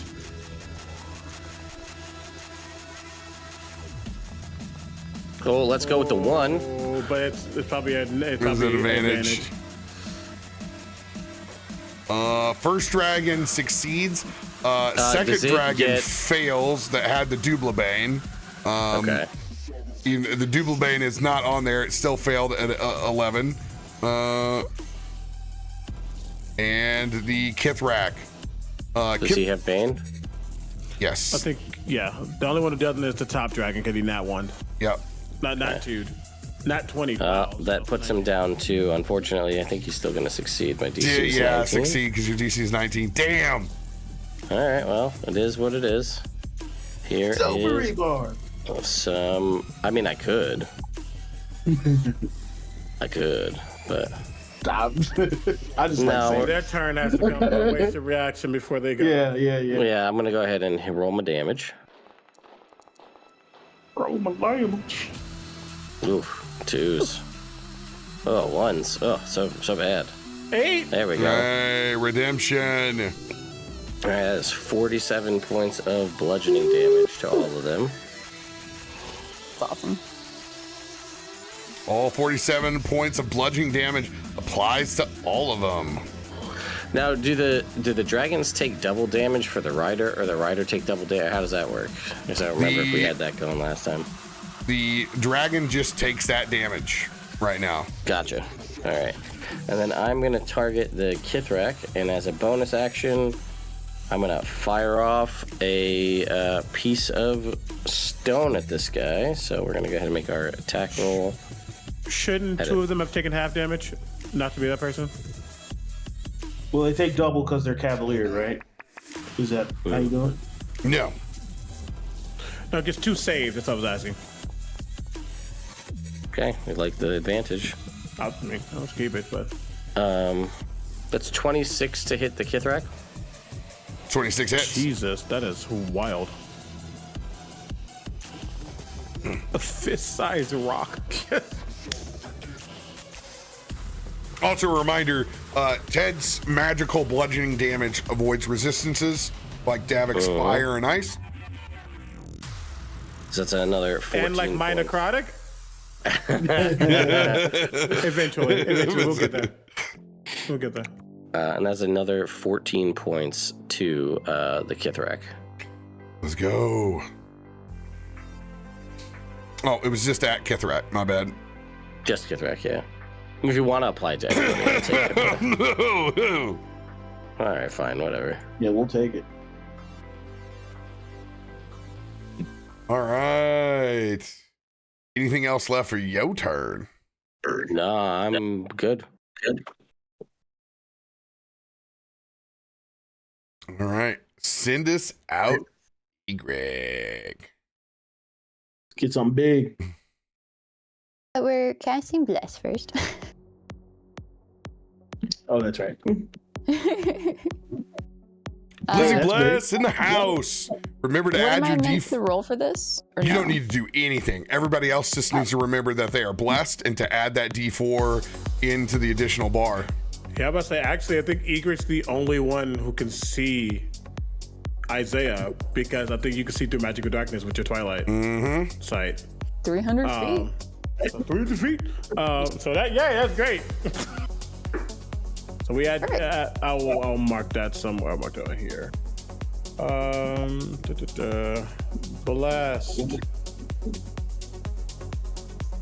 Blessed by Egrik.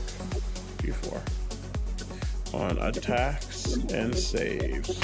What would you like for your bonus action? Do you want to unleash your spiritual or? Yes, I would like to bone my spiritual weapon. Spiritual Vorpal, your Twilight Vorpal. Where would you like to place it? Your Vorpal of Twilight? I like that better. Oh. What's my range on it? the Twilight Vorpal. 60 feet. Hey. Let me move. Oh, I didn't know there was this big guy. Who was he? That's Ch.3. Ah. Oh, perfect. All right. She's just going to move forward to not that. I can't move myself. It's not on your turn right now. Where did Like I skipped her turn in the carousel. Oh, I need to roll again. Huh. What the heck? Why did you? You need to stop this. Let's see here. Your update the combatant I was to 12. 17. Here we go. Oh no, 16 or 17, whatever it was. Yeah. Thank you. Cool. Now I'll move. I can't move my little aura thing, but that stays with me. I got you. Cool. Thank you. Flawless, we can hear to you. Say what? You pulled your earbuds out, and now it's playing over the speakers, and we can hear Oh that. yeah, they died. Here, I'll kill the music. You almost made it. So close. All right, last hit, baby. Let's see. Hang on, I'm trying to. And I was like, y'all will notice something. As Egrik gets closer to Isaiah and he's in one of the pockets, her light is smothered. Not smothered, but covered up by his darkness. Okay. Because y'all not about to keep I want it being in front bright. of him, by the way. Oh, it's a 30 hit Ch.3. Yes. Sick. Cool. 22. 22 whatever that is on my points spiritual weapon. of force Do you have Twilight damage. damage on that one or no? Oh, that one's just force. Okay. Egrik, you notice with your force damage that it does max damage like a crit. It avoids their resistance while you're out in the twilight. Ooh. As you will do 8, 16, 24. Oh my God, you almost had a max anyway. 24. You do 24 points of force damage that all applies as this Ch.3 stumbles back, feeling the force damage as this twilight blade.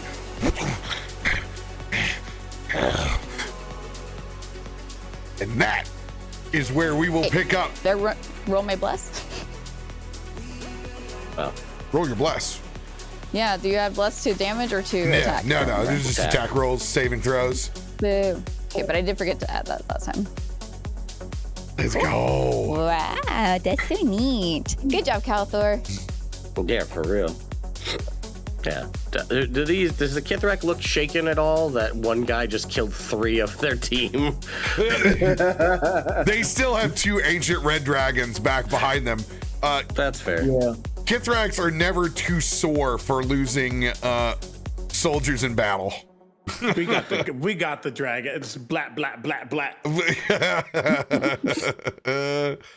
I Remember this bottom one, I think, is the one we want to bully. Bully! am so excited for more cyberpunk music in space. Hell yeah. Hell yeah. Oh, dude, I made it. Fine. And My this is throat hurts so bad oh. from being Kalthorr. I ain't got it in me. I tried, Baddie. It's all he gets. Is this the same map that we had on Meteorian Core? Or is it just the similar shape of the boat? It's not Drex's. Obviously, there's not a dragon underneath It's it, the but- same Zach Moeller does a bunch of these awesome Spelljammer maps. Highly recommend his Patreon for y'all out there. I will link it in the chat right now. If you need Spelljammer maps, there is no better person on the planet than Zach. And you can get all these maps right here. Boom. Soak it up. It'll also be tagged on the YouTube. They got nanoloids, they got the manta ray, all that stuff. Fantastic stuff. And you guys didn't even see on the stream, we got the whole bottom of this damn thing in here. Let's go. Oh, I did see that. All I did in altering this map was I just turned it horizontal.